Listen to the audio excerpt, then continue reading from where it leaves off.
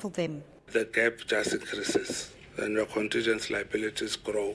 They will never be manageable. Deputy Minister Mkhuleko Hlengwa says urgent reform is required to keep the entity afloat. RAF in its current form is a fiscal risk, and we need to, not just for the state, but for the claimant. Hlengwa says shutting down the fund is not an option as it serves the poor. The department plans to reintroduce a reform bill to Parliament that was rejected in 2020, which aims to limit payments to lawyers and foreign nationals. Lindsay Dentlinger, Eyewitness News, Parliament. In the capital, claims of political interference by Deputy Police Minister Castle Matale in the arrest of an entertainment blogger has emerged at the Madlanga Commission. Witness F, a member of Gauteng organised crime, was grilled on the arrest of controversial blogger Musa Kawula. Kawula was arrested in January last year following a criminal complaint laid by businessman Zuma. But at face value, the charges of contravening the Cybercrimes Act didn't constitute the urgency in which he was arrested. Arun Singh has more. Police were placed under pressure to arrest controversial entertainment blogger Musa Kawula only after he allegedly insulted ANC Secretary General Fikile Mbalula. Testifying partially in camera at the Madlanga Commission of Inquiry, witness F, a member of Gauteng organised crime, says the former Deputy National Police Commissioner Shadrack Sabia instructed him to act with urgency in arresting Kawula. He said this guy insulted a member of parliament. It's Mr. Fikile Mbalula. The other one is Mr. Z. He says Sabia allegedly told him that he was being put under political pressure to arrest Kawula. But he mentioned me that he's getting a pressure of the deputy minister. Kawula was arrested in KZN in January 2025. He has been detained at Sun City Prison in Johannesburg for over a year. Arun Singh, Eyewitness News. We move to the courts in KwaZulu-Natal, where the Pietermaritzburg High Court has ruled that there are no compelling reasons to grant leave to appeal in the arms deal matter involving former President Jacob Zuma. The former president and French arms company Thales incurred another legal blow today. The High Court dismissed its application for leave to appeal, a ruling that was handed against them. Khomotso Modise has more. The leave to appeal application brought by former President Jacob Zuma and French arms company Thales was their latest bid towards having the charges against them dropped. In June, they argued that two of their key witnesses had died and they'd not be guaranteed a fair trial. But the court dismissed their application, with Judge Nkosinathi Chili ruling that they had a case to answer to.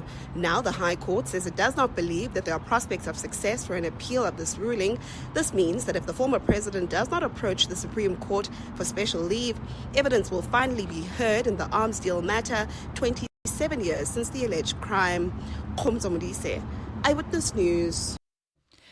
Almost 10 years since the Lily Mine disaster in Mpumalanga, the families of Preeti Nkambule, Solomon Nyirenda and Yvonne Mnisi are again demanding accountability. The families of the trio, known as the Lily Mine 3, have filed a complaint with the South African Human Rights Commission against the National Prosecuting Authority and Mineral and Petroleum Resources Department. They're accusing the NPA and DMR of infringing on their constitutional rights to human dignity and just administrative action. In February 2016, Nkambule, Nyirenda and Mnisi were trapped underground following the collapse of Lily Mine. Their bodies were never recovered. An inquiry into their deaths later found that police, government and mine management at the time failed to prevent what was described as an avoidable disaster.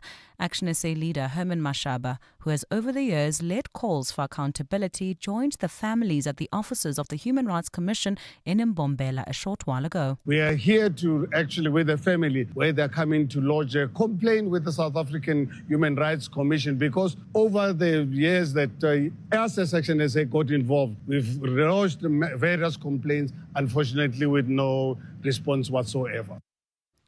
And the Democratic Alliance has thanked its outgoing leader, John Steenhuisen, for what it has described as 6 years of determined leadership as federal leader of the party. The party says under Steenhuisen's leadership, the DA not only strengthened its institutional stability and electoral performance, but achieved a historic breakthrough by entering national government. The DA says being in government is a long-standing objective that was pursued by successive generations of DA leaders.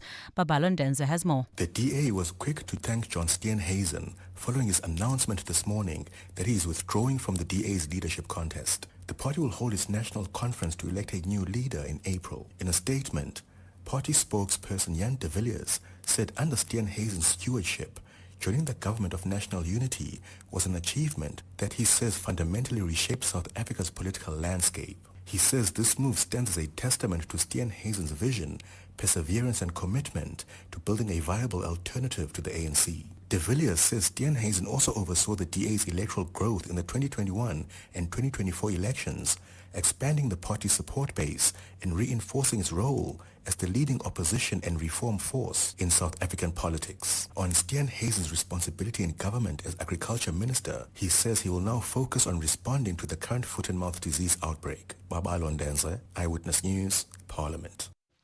Gold's trading at $5,038.53 an ounce. The rand's at 50.93 to the dollar, at 21.87 to the pound, at 18.84 to the euro. Brent crude oil is at $67.52 a barrel. Well, at this stage in four ways, there's slow-moving traffic. This is on Winnie Mandela Drive approaching Uranium. Look out for those faulty traffic lights. In Rand Park Ridge at Beyers Nordia and the N1 North, there's also traffic lights not working in Edenville at Modderfontein Road and the N3. In your sport, Adeslam Madu calls for cool heads as Orlando Pirates open a 3-point gap at the top of the Betway Premiership standings. Newcastle target an upset as they clash with Manchester City in the second leg of their Carabao Cup semi-final. And Dane calls to help in the search for a new All Blacks coach. I'll look at your weather. It's a partly cloudy afternoon in Gauteng today with isolated showers and thunder showers expected. Temperatures are peaking at highs between 27 and 30 degrees. The top story in Eyewitness News this hour. The Transport Department says the Road Accident Fund is technically bankrupt and a fiscal risk. EWN, in touch, in tune and independent. For the latest, visit ewn.co.za or download the EWN app. Get your brain in the game and win big on the Brain of 702. Enter now on PrimeMediaPlus.com. T's and C's apply. You're with John Perlman on 702. Streaming on the Prime Media Plus app, DSTV channel 856, 92.7 and 106 FM.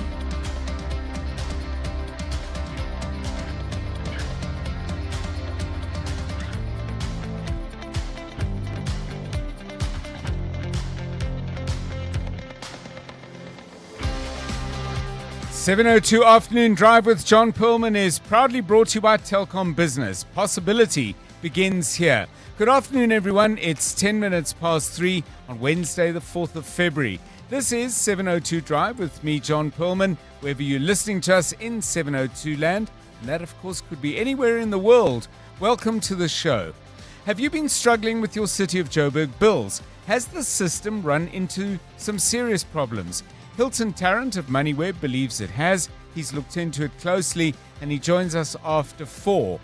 In other stories, more startling tales of senior police officers doing the bidding of alleged crime syndicate bosses.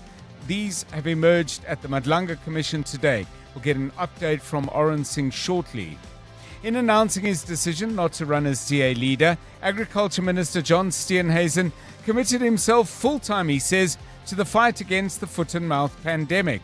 What has government not done so far that it should have? Does the minister's, as he puts it, more full-time commitment to this now? Is that going to be the tipping point?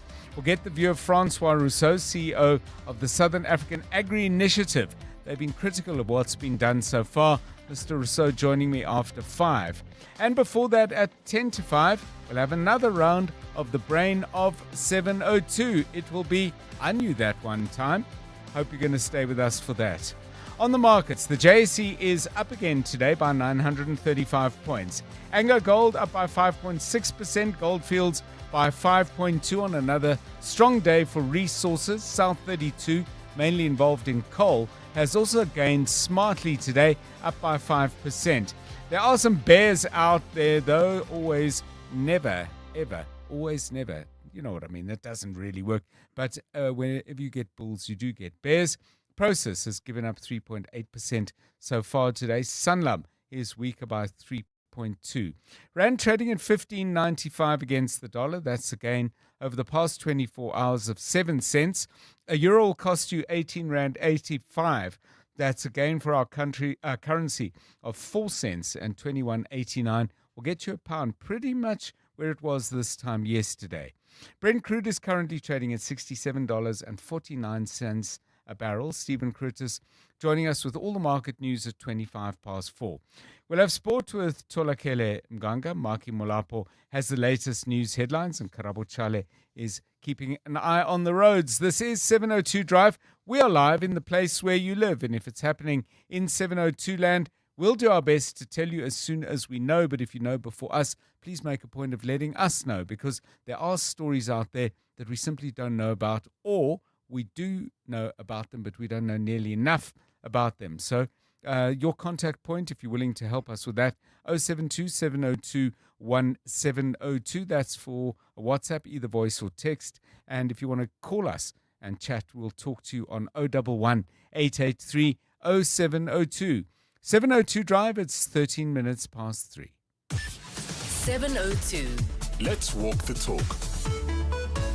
So we've got lots to talk about. We've got plenty of questions that need asking. Hopefully we can get some answers. If not, we hope to get at the very least, better questions. And there's plenty to think about, including some of those rather more random thoughts that pop into your head, or our heads, either because we've had a conversation with somebody or we happen to see something on the side of the road as we drove or walked past. Either way, we do the random and we do the specific as well. Jonathan Fairbairn has stepped in the studio, fresh from standing in and filling the breach doing the traffic yesterday. John, I owe you one. Good afternoon. And I shall claim it. Good afternoon to you, John. Well, actually, Karabo owes us one. That's right. That's right. Karabo, you owe Kabazela one. But you were talking about that a little bit earlier. That's, the people say, how did you phrase it? Remind me. Yeah, I mean, I had a random thought driving in the car, really, and I was basically, if you do something for somebody and you do it maybe just because you like them or whatever it may be, or the circumstances maybe permit you to do it, and they'll say to you, thanks, man, I really owe you one. I seriously owe you one. One what? That's the question, right? And then you find yourself, you could be in a bit of a pickle or in a situation that you need that one owed. Do you ever go back and get the favor returned? Yes. And say to them, listen, remember that time? Yeah. That's awkward. I'm in a pickle now, and I need you to step up and repay the favor. Do you do that? Has it worked? Or do you kind of just let the situation and say, I don't know if I can go back and ask them if they'll kind of help me out now. Yeah. When I'm in a pickle. So yeah. It's interesting because while you were talking, I was imagining that, if you think of it almost on a spectrum, they're close friends and people who you know and you've connected with and formed bonds. And in a way, you almost don't need to have the conversation because you do, I do, and we have a rhythm. Sometimes it's more you, sometimes it's more me. And then there's kind of some gray areas where perhaps you don't know the people as well. Because if you let them know that you, in a bit of a jam, it might be financial, you might need a lift somewhere, whatever it might be, maybe work's not going as well as you would like, you would think they would know. But sometimes relationships haven't reached that point of knowledge and insight. Has anyone come to you and said, Jono, remember you said you owe me one? No, but I have gone to someone and said, listen, you remember that time? Now's where you make right and you help me out here. And how did that go? Yeah. So it was a business arrangement. Okay. I had done a deal with a company, and they had messed up. Okay. And their mess had indirectly affected me and a client. Mm-hmm. And I kind of absorbed what had gone wrong, and it was what it was. And then when I needed something, I went back to them and I was like, remember that time? Yeah. Where I let it go and I was okay with it? Now I need a favor from you to make this right and to make me shine. So what if they didn't have the capacity to help you then? Were you going to be like, you guys... Well, they had the capacity. Oh, okay. I made sure that they would have the okay. capacity down so the line. So it worked out. So it worked out, yeah. Okay. So how about you, Karabo Charlie? I mean, do you call in favors? Do I've you get called out? got a book of all the favors I've done for everyone. So Really? I take them you all. lie. Just kidding. No, I always say that as well. I always say, oh, you won. But just in passing, I never really think of what I'm saying, you know? Yeah. And maybe it's just a way of saying thank you in a way. Yeah. But then I've never gone back to somebody who maybe I've done a favor for and I'm like, dude, you remember that? I don't know. For me, I just find it a little bit petty. Usually when somebody says I owe you one, it will come up from with your mates. I think that's kind of a given where you don't have to go back to your friend and say, remember that time, because you will help each other out. But I think in certain circumstances where business or whatever it may be, I guess sometimes you got to remind people because it's very easy to forget. I guess it's the level of the favor that you've done, I mean, like giving somebody a lift and it's nothing hectic. But if it's business deals, I kind of get it. Yeah. Remember, I gave you a lift that day. Listen, I need somewhere to stay for 3 months. Okay. Yeah, listen, remember, Krabbo, when I was running in the studio, producing the show and doing traffic all in one. I'm coming to live with you for 3 months. You're welcome, Jono. Thanks. There we go. Jono, let us know how it goes. So if you've got stories on that, give us a call. And I always find the grey areas particularly interesting. So if you've got something out of that particular part of the spectrum, well, we'd like to hear about it. But anyway, whatever's on your mind. 072-702-1702. Karabo Charlie, how's the roads going? I must say, John, not looking too bad at this hour. No serious accidents have been reported on our highways, but it is peak hour traffic, so expect some delays. This is in Brakpan on the N17 eastbound between Berry Marais and Heidelberg Road. There's also slow-moving traffic in the Fourways area that's approaching the intersection of Winnie Mandela Drive and Uranium. Leaving Sandton, there's a bit of a delay. This is on Greyston Drive as well as Catherine Street. That's if you're leaving the Sandton area. And in Midrand, also expect some delays on the N1 northbound between Allendale and New Road. If you come across any other traffic issues, please WhatsApp us on 072-702-1702. Clement Maniatella. Weekday mornings, 9 to 12. 9 to 12. I think I may have seen your comment on News 24 saying it's not true that John is not going to seek re-election. Well, that comment was given a few days before, and obviously things have been fluid, and I respect the decision that John has made. Why do you think he changed his mind? Well, I think that, John keenly wants to get ahead of this foot and mouth disease outbreak that is sweeping across South Africa. He wants to focus his entire attention to that. When did it become this big of a priority that he doesn't want to split his time between, running a campaign and dealing with this foot and mouth disease outbreak? In politics, Clement, your views are inclined to change as the circumstances and the prevailing winds of an issue. Dean McPherson. Clement Maniatella. 9 to 12 on 702. Running a business can feel like a solo mission. I mean, you've got the hustle. If only your office Wi-Fi was your employee of the month. Turn on your success with Telkom Business, the partner that always shows up. Get a reliable 25 by 25 megabytes per second connection with Stream Connect Fiber for only 489 rands per month. This summer, your business deserves the best. Visit telkom.co.za/business for deals that connect your business. T's and C's apply. Telkom Business. Possible begins here. Managing your workforce shouldn't be complicated. That's why businesses choose Onacy, a proudly South African cloud-based payroll and HR solution. From payroll and e-recruitment to performance management and self-service tools, we streamline the way businesses handle their people. Scalable, secure, and always online, our system evolves with your needs because your workforce deserves the best. Switch to Onacy and experience payroll and HR done right. Visit onacy.com today. Solve exciting riddles and unravel a web of suspense and adventure with Hollywood Bets and Spinnazonke Mystery Parcel. You stand a chance to win a share of 1 million rand in cash and bonus bets. Start your quest and bet 2 rand or more on selected Playtech slots every Wednesday between 2:30 p.m. and 8:30 p.m. and Sunday from 4:30 p.m. to 10:30 p.m.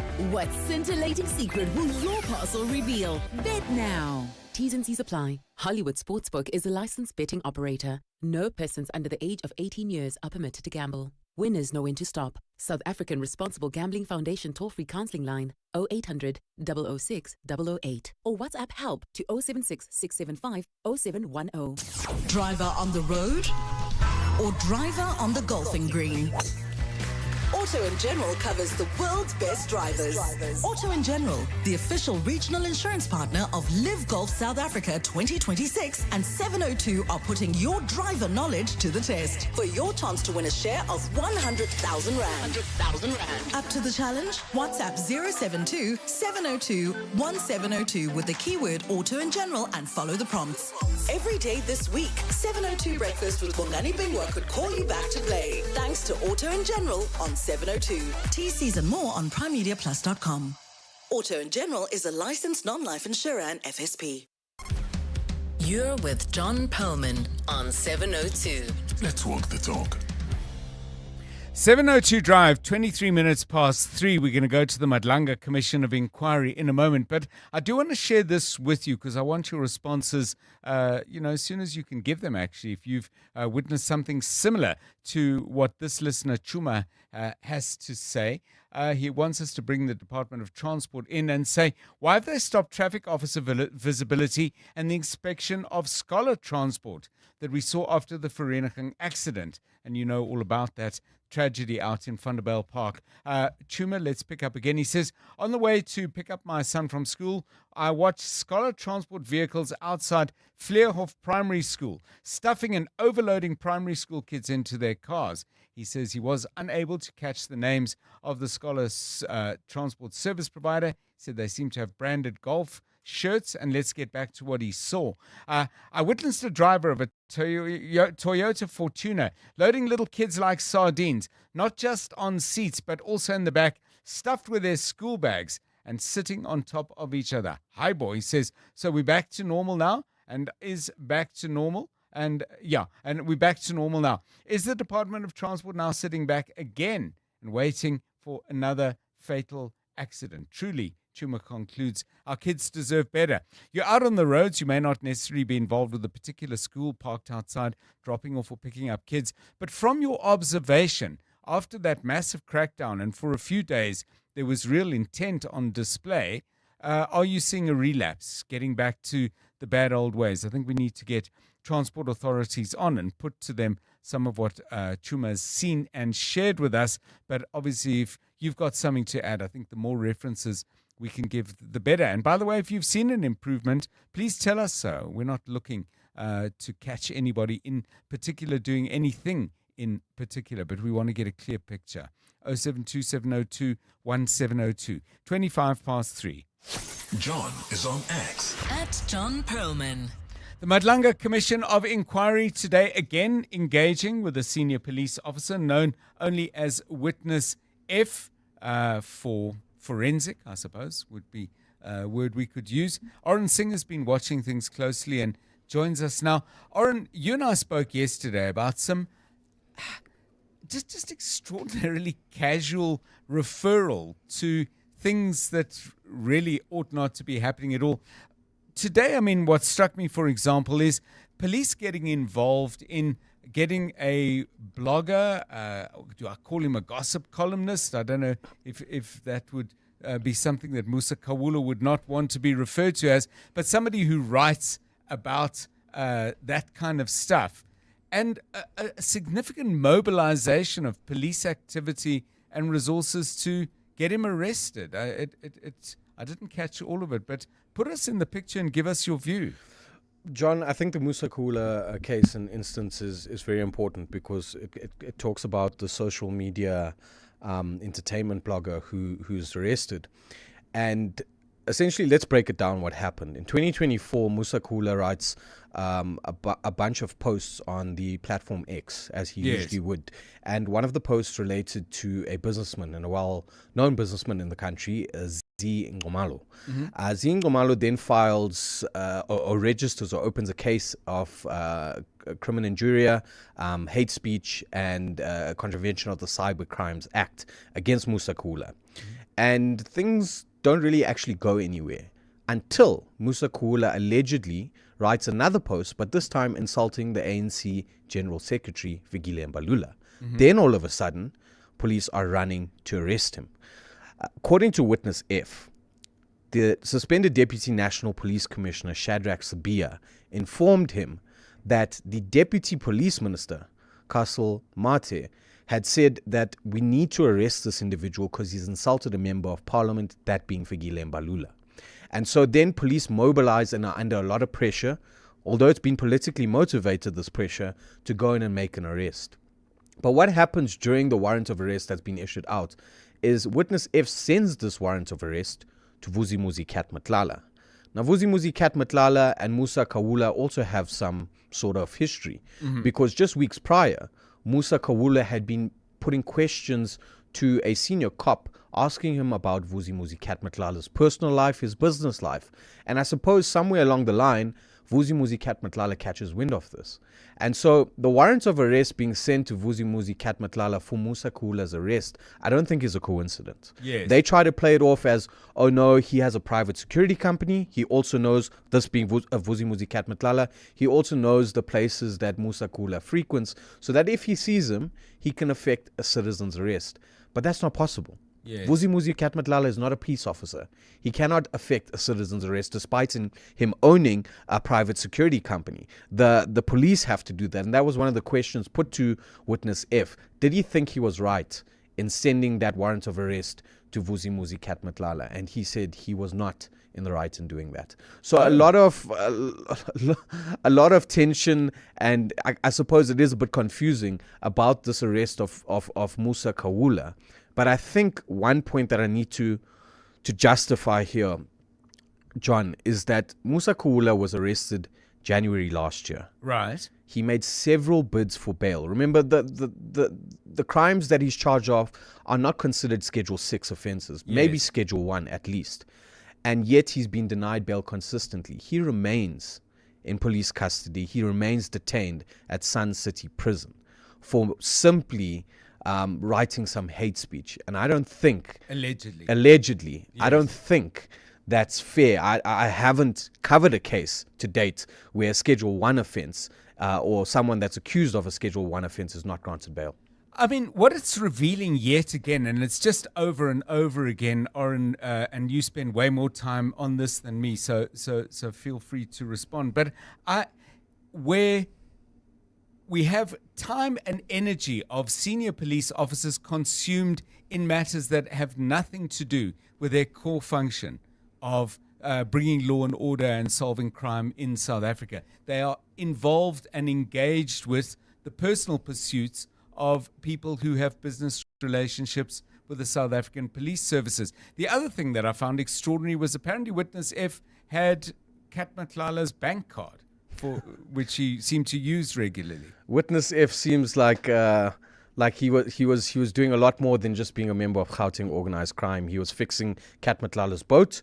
He had quoted Cat Matlala on 6 motorbikes because Cat Matlala needed an escort to a wedding. And Witness F, being a bike rider himself, or so he confesses, quoted him 2,500 Rand for 6 motorbikes, equating to 15,000 Rand, to which he was paid 20,000 Rand by Vusimuzi Cat Matlala. Claims he didn't pocket the extra 5,000 Rand, but he split it amongst his biker friends. What a nice thing to do. But Witness F, obviously someone that's been the center of this breakdown within SAPS, and especially when it comes to questionable figures and characters like Vusimuzi Cat Matlala, who's allegedly part of that Big Five syndicate. Oren Singh, thank you. Covering the Madlanga Commission. I've asked this before. I'm going to ask it again. Haven't really had a response, but I'm keen to hear. And please, we're very happy to put you on with as much anonymity as you want. But if you are a member of the police, trying to do your job, trying to get things done, trying to do what it is you signed up for and what you get paid for, how do you feel hearing this stuff? That senior people, and these are allegations, or this is evidence, shall I say, because I think it's gone beyond a simple allegation. There is evidence being put forward which has to be tested and stretched in various directions to see how elastic it is, if at all. But how do you feel hearing this? Because you work hard, many of you. You don't get brilliantly paid, most of you, and you are often told, well, we have no resources, either of time or money, to help you get the job done as well as you would like to get it done. As you're listening to Madlanga, if you are, give us a call and tell us how this makes you feel. 28 minutes to 4. Right, let's get the very latest in Eyewitness News with Maki Molapo. Good afternoon. Thanks, John. Good afternoon. Outgoing DA leader John Steenhuisen says he intends to focus primarily on his role as Agriculture Minister following his decision to withdraw from the party's leadership race. Speaking at a media briefing in Durban today, Steenhuisen confirmed he will complete his term as DA leader but will not seek re-election at the party's Federal Congress in April. He believes he has fulfilled his goal of leading the party from opposition into the national executive. With local government elections approaching, Steenhuisen says he cannot dedicate his full attention to the party due to his ministerial role. Because I now have another mission, and it is urgent. For the rest of this term of office, I will focus all of my time and energy as Minister of Agriculture on defeating the most devastating foot and mouth disease outbreak our country has ever seen, and to pursue the mass vaccination to ensure that this is the last mass outbreak of FMD that our country ever seen. In the East Rand, some private scholar transport drivers have taken it upon themselves to intervene and help stranded learners affected by the bus strike in the Ekurhuleni Metro. The Benoni Educational Scholar Transport Organization says many of its drivers are giving affected learners free rides to and from schools. The drivers are assisting pupils in the Benoni, Davidton, Etwatwa and Springs areas. Jabulile Mbata has more. The Benoni Educational Scholar Transport Organization says it was left with no choice but to step in when learners were left stranded by striking bus drivers. Chairperson of the private entity, John Chauke, says this has come at a heavy cost because they cannot ask the learners who were using free transport services to pay them. He says, as a parent himself, he felt compelled to help because most of the township schools are located in high-risk areas. When we ask them why transport, and then they say no. We found many children stranded yesterday, and they were told that the bus drivers said they don't have diesel, and now the kids are struggling. My biggest concern is the primary school kids. It's not safe to just leave them on their own. He adds that the only issue they are having to deal with is possible overloading. Jabulile Mbata, Eyewitness News, Ekurhuleni. In the courts, 2 VIP protection officers assigned to Midday Mayor Douglas Maimane appeared in the Pretoria Magistrates Court this afternoon where they formally applied for bail. The pair face charges of murder and defeating the ends of justice. A third charge of operating a vehicle fitted with blue lights without authorization has been added against accused number 2, Michael Makampe. Dimakatsole Shoro has more. The state is opposing bail for both Thabang Eugene Sohole and Michael Makampe. They are accused of shooting and killing a South African Air Force Sergeant, Michael Swenton, on the R80 road near Mabopane last month. Appearing before Magistrate Mpahlele on behalf of both accused, Advocate Vusi Nyabane argued that the arrest of accused one, Thabang Sohole, was unlawful. He told the court that the matter should have been referred to the Independent Police Directorate, IPID, as the alleged offence occurred while Sohole was on duty. Nyabane further argued that the state's case is entirely circumstantial. The court also heard that Sohole was arrested after he voluntarily went to a police station to report what he described as a security breach. Dimakatsole Shoro, Eyewitness News, Pretoria Magistrates Court. And thousands of people in southern Spain have been evacuated, schools shut and trains cancelled due to Storm Leonardo. Spanish weather agencies placed parts of the southern region under the highest red alert for torrential rain, warning that the storm risked triggering floods and landslides. Emergency services say more than 3,000 residents were evacuated from flood-prone areas yesterday as a precaution, reporting more than 150 incidents without substantial damage today. Hundreds of soldiers have been deployed to assist the rescue services. A look at your weather. It's a partly cloudy afternoon in Gauteng today, with isolated showers and thunder showers expected. Temperatures are peaking at highs between 27 and 30 degrees.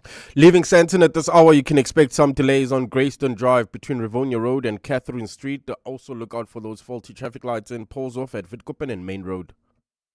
The top story in Eyewitness News. Outgoing DA leader John Steenhuisen says he intends to focus primarily on his role as Agriculture Minister following his decision to withdraw from the party's leadership race.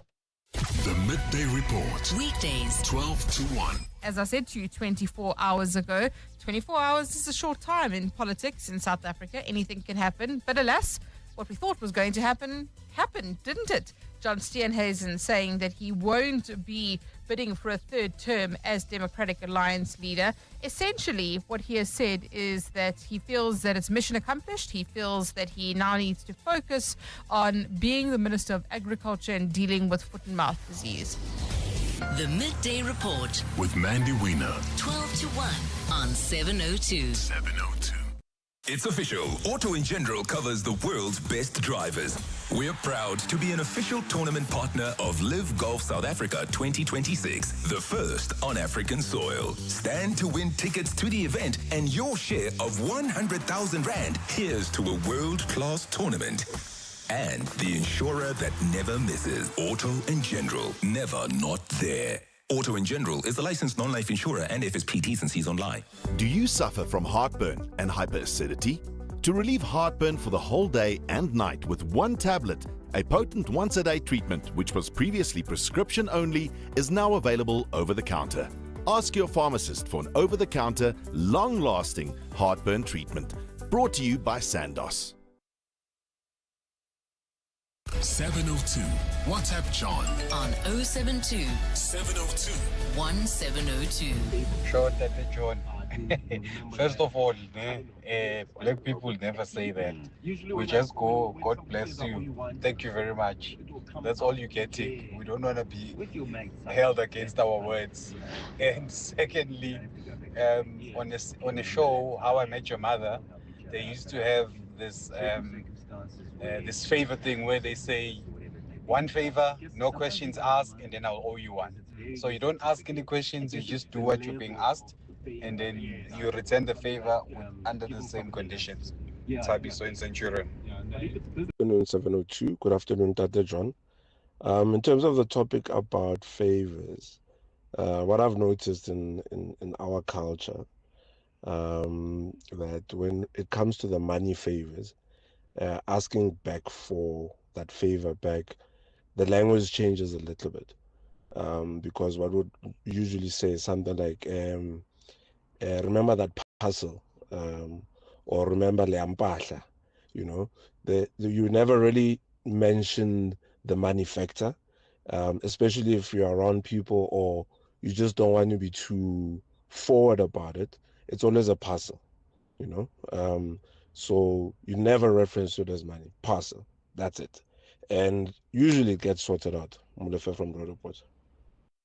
Thank you. The question we asked earlier, by the way, because I said to Jono and Jess, because he stood and did the traffic yesterday, I said I owe you one. But he had been talking a little bit earlier about this thing. I mean, when people say to you that you are I owe you one, do you ever go back and say, hey, listen, about that one you owe me? I'm in some sort of need at the moment. Bruce sums it up rather well. So the question I was asking, by the way, before I get to Bruce, when you do someone a favor, do you expect them to return it?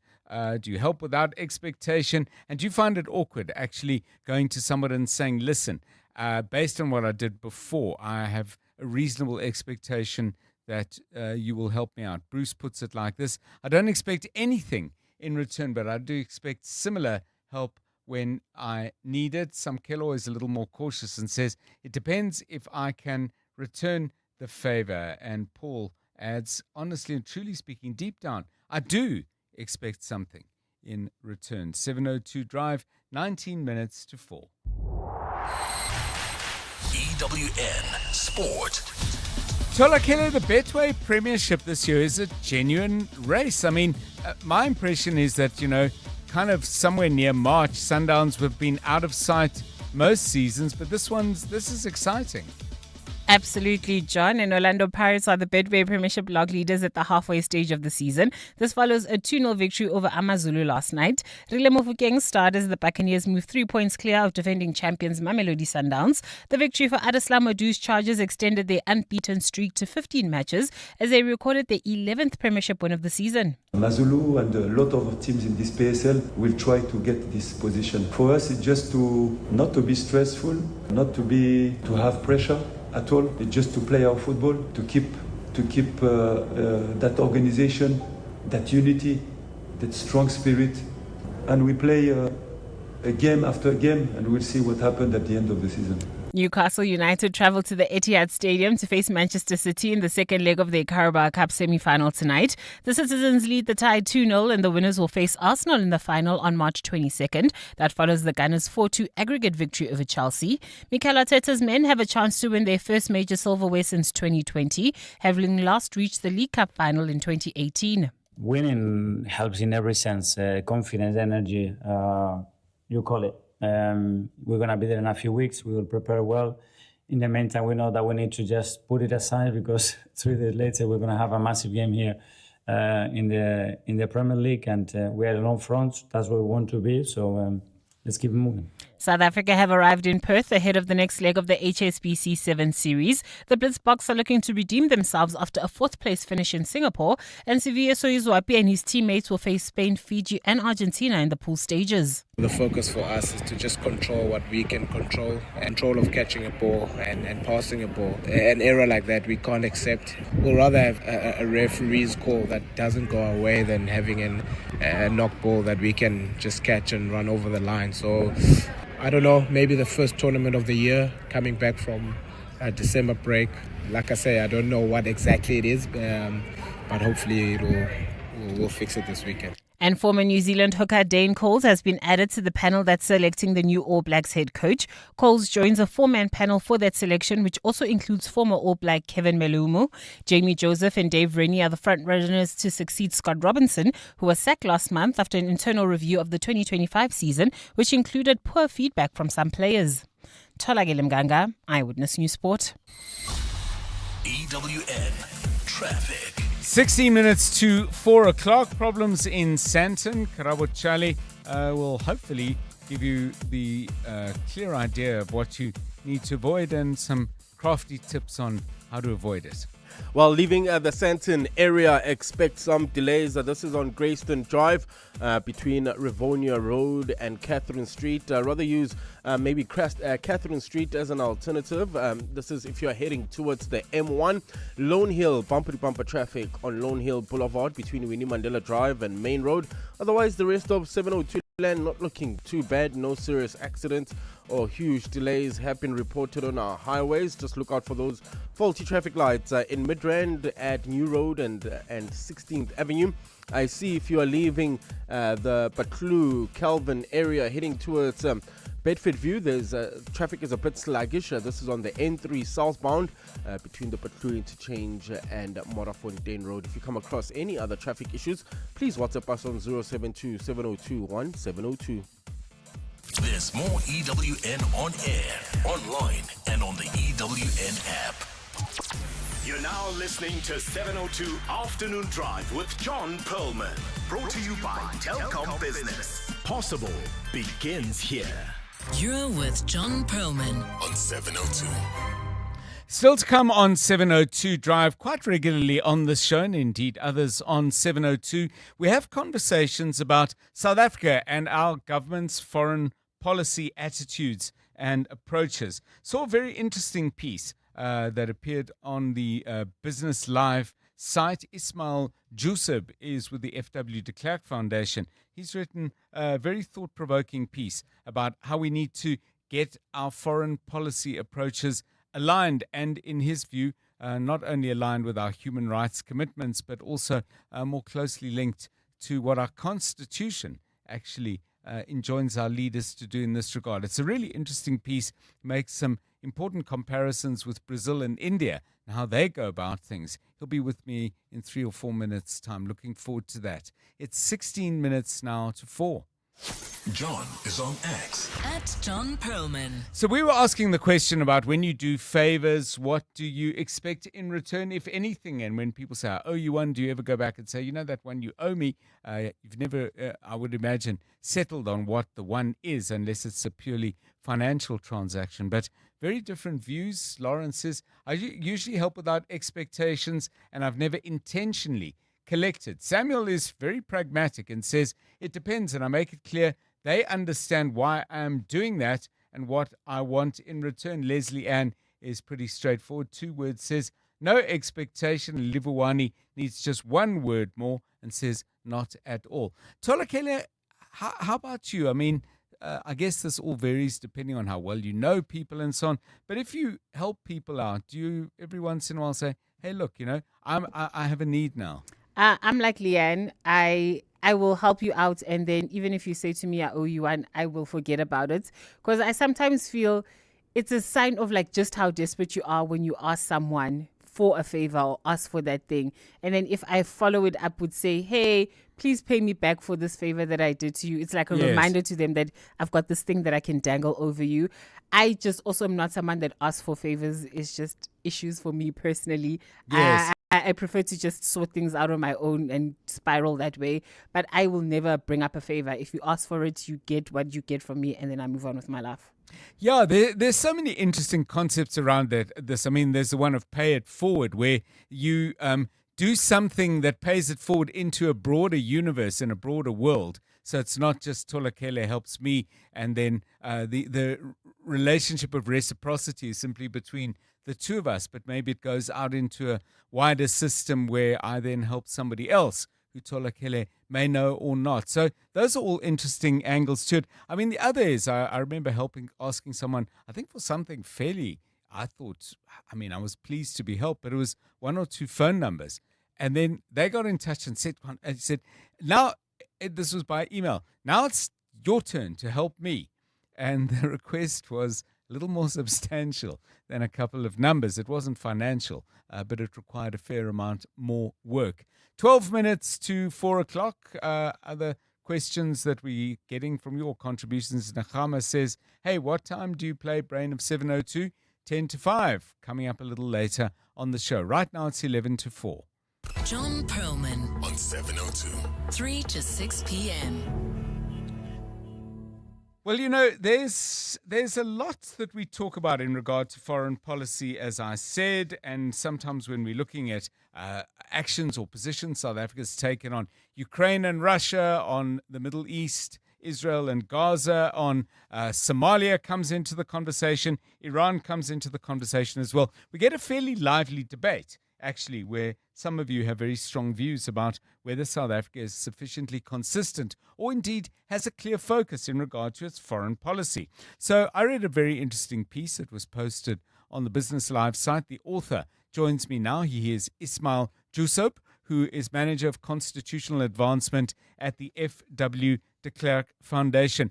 Mr. Jusub, welcome, and thanks very much for your time. As I said, I found your piece very interesting indeed. And you are trying to, you're calling for a much clearer alignment around consistency and belief in things like human rights, and suggesting that what we describe as non-aligned is not really non-aligned on a principle basis at all. Tell us, first of all, what you think South Africa is doing wrong. Good afternoon to you. Good afternoon, John, and thank you for having me. I'm happy that you found our article interesting. John, I make the argument that our foreign policy isn't being guided in the principles and duties laid out in the Constitution. Instead, it seems as though we're being guided by nostalgia, by party loyalties, by Cold War ideology. And that really is the problem. And you see, John, our North Star, even in international affairs, should be Section 1 of the Constitution, laying out the principles of the Constitution upon which our domestic is built. Secondly, is that also we need to remember, John, that when we do things on an international playing field that scream alignment, for instance, when we vote or restrain on voting on certain critical matters, then what does it say about our international alignment? So one glaring example is this. Our government often says the right things about human rights and us having a rules-based international order, but take the Russian invasion of Ukraine, for instance. That was a clear breach of the United Nations principles of territorial integrity and international law, but South Africa abstained from that. Take the situation of China and the Xinjiang region in China, where we sat on the fence on that. We also sat on the fence when Iran was being removed from a UN's Women's Rights Commission after brutal crackdowns on women protesters. What message are we sending to the rest of the world about who we are as a country domestically? Surely that needs to be changed. And just one other thing I want to mention, John, is that, many people would say then that if we are truly non-aligned, shouldn't that reflect the fact that perhaps we are siding with Western powers? And I want to disparage that. Our constitution is not a Western product. Our constitution was crafted by South African hands and South African minds. And we should stay true to that, stay loyal to that. Not the old ideologies, not the old loyalties, not the Cold War era politics that were fashionable some 30 or 40 years ago. So, I mean, there would be people listening, and I have no idea how many, but it is an argument, I'm sure, Mr. Joseph, you've heard before. There is a pragmatism that needs to come into these kinds of things. We have massive trade relations with China, for example, just to pick on one of your examples. But what I found interesting in your article is, and I'll read people the sentence for people who haven't seen the argument, just for context. Brazil and India also pursue strategic autonomy, but they tend to make their hedging choices in ways that are less self-contradictory in legal terms, and they work actively to preserve broad economic partnerships while avoiding gratuitous hostility. I want to start with the last three words, avoiding gratuitous hostility. We'll come to the rest of the sentence in a moment, but tell us what you mean by that.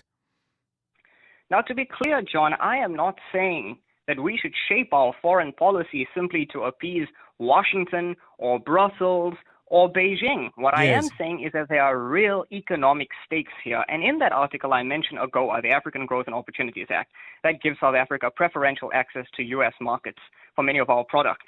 Now, it supports a lot of jobs in sectors like manufacturing and agriculture. AGOA isn't something the U.S. grants in perpetuity. Countries have to meet certain criteria, broadly including respect for the rule of law and not behaving against U.S. interests. But lately, because of our perceived alignment with Russia and perhaps other authoritarian regimes, some in the U.S. have questioned whether South Africa should indeed remain an AGOA beneficiary. In fact, there were calls in the U.S. Congress to review our status in AGOA, and even talks of moving a planned AGOA summit out of South Africa. So all of that is serious. It hasn't happened yet, and I hope it doesn't. But beyond AGOA, think of the broader picture, John. The U.S., the European Union are two of our largest trading partners. If our foreign policy choices make those partners see us as unreliable or see us as siding with countries that have big disputes with, they can respond with less favorable trade terms. They can pull our investments, and all of this will leave us in a very bad shape. But we have to be smart here. If there's a way to uphold our own principles, like the rule of law abroad, and avoid unnecessary economic self-harm, then that's the route we should take. In this case, the only way is to follow our lodestar, align with our constitution, because that's the smartest way to play, because that's the way that reassures everyone that we are consistent and we are reliable, that we hold principles that nobody can disagree with, democracy and human rights. Go back to Brazil and India. I mean, are there examples that come to mind? Because a lot of people would say, well, Brazil, India, part of the global south, we're with them in BRICS.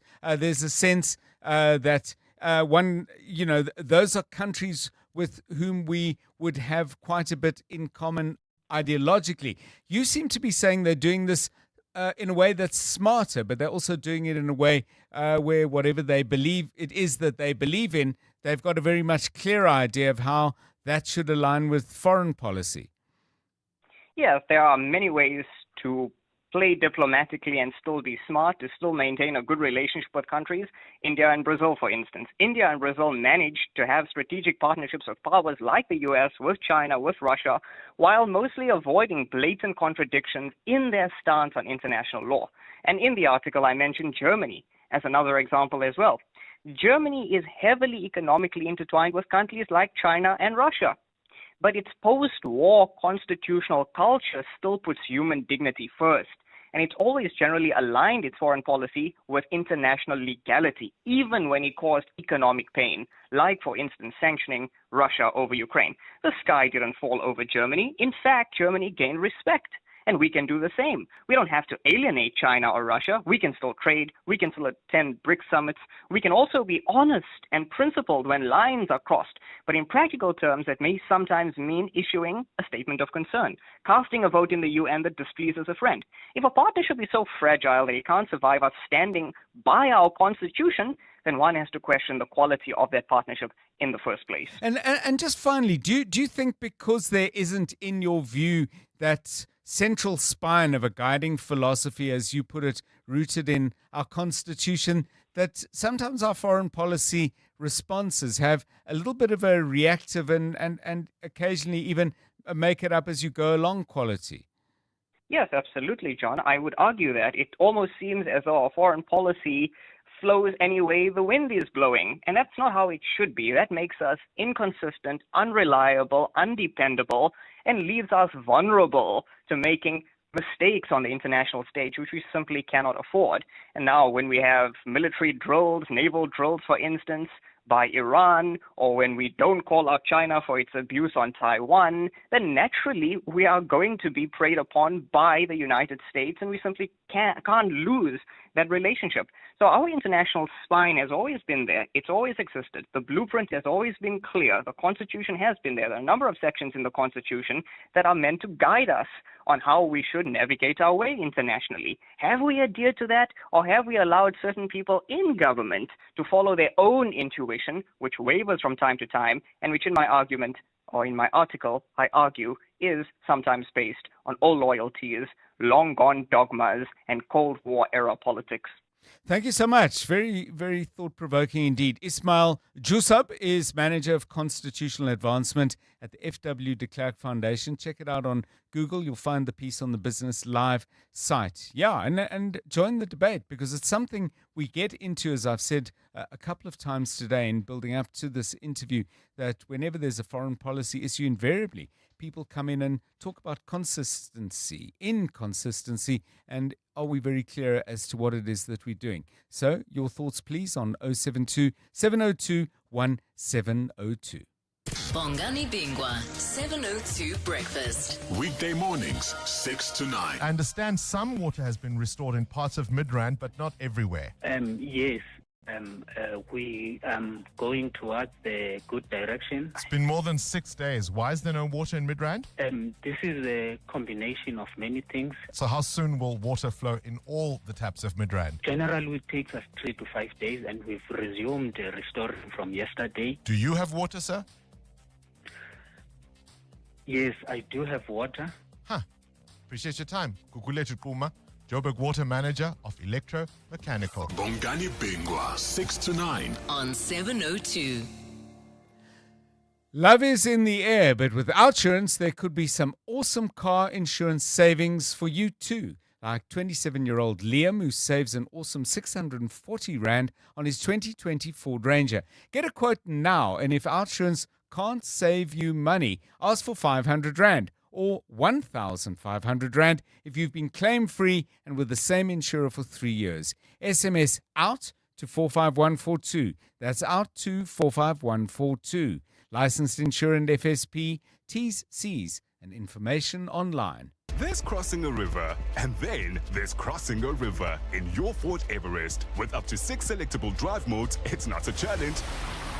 It's a flex. That's peak living in the Ford Everest from only $12,099 per month with zero deposit required when financed through Ford Credit, a registered financial services and credit provider. Includes our Ford Family Promise, where you receive free 4x4 training, 6.6% interest rate, 40% residual. Visit your nearest Ford dealer today. T&Cs apply. Driving the conversation on 702 Afternoon Drive with John Perlman. Powered by Telkom Business. Possible begins here. This is EWN. Transport Department calls for cost-cutting measures to unburden the RAF, and the EFF calls for the closure of the Israeli embassy.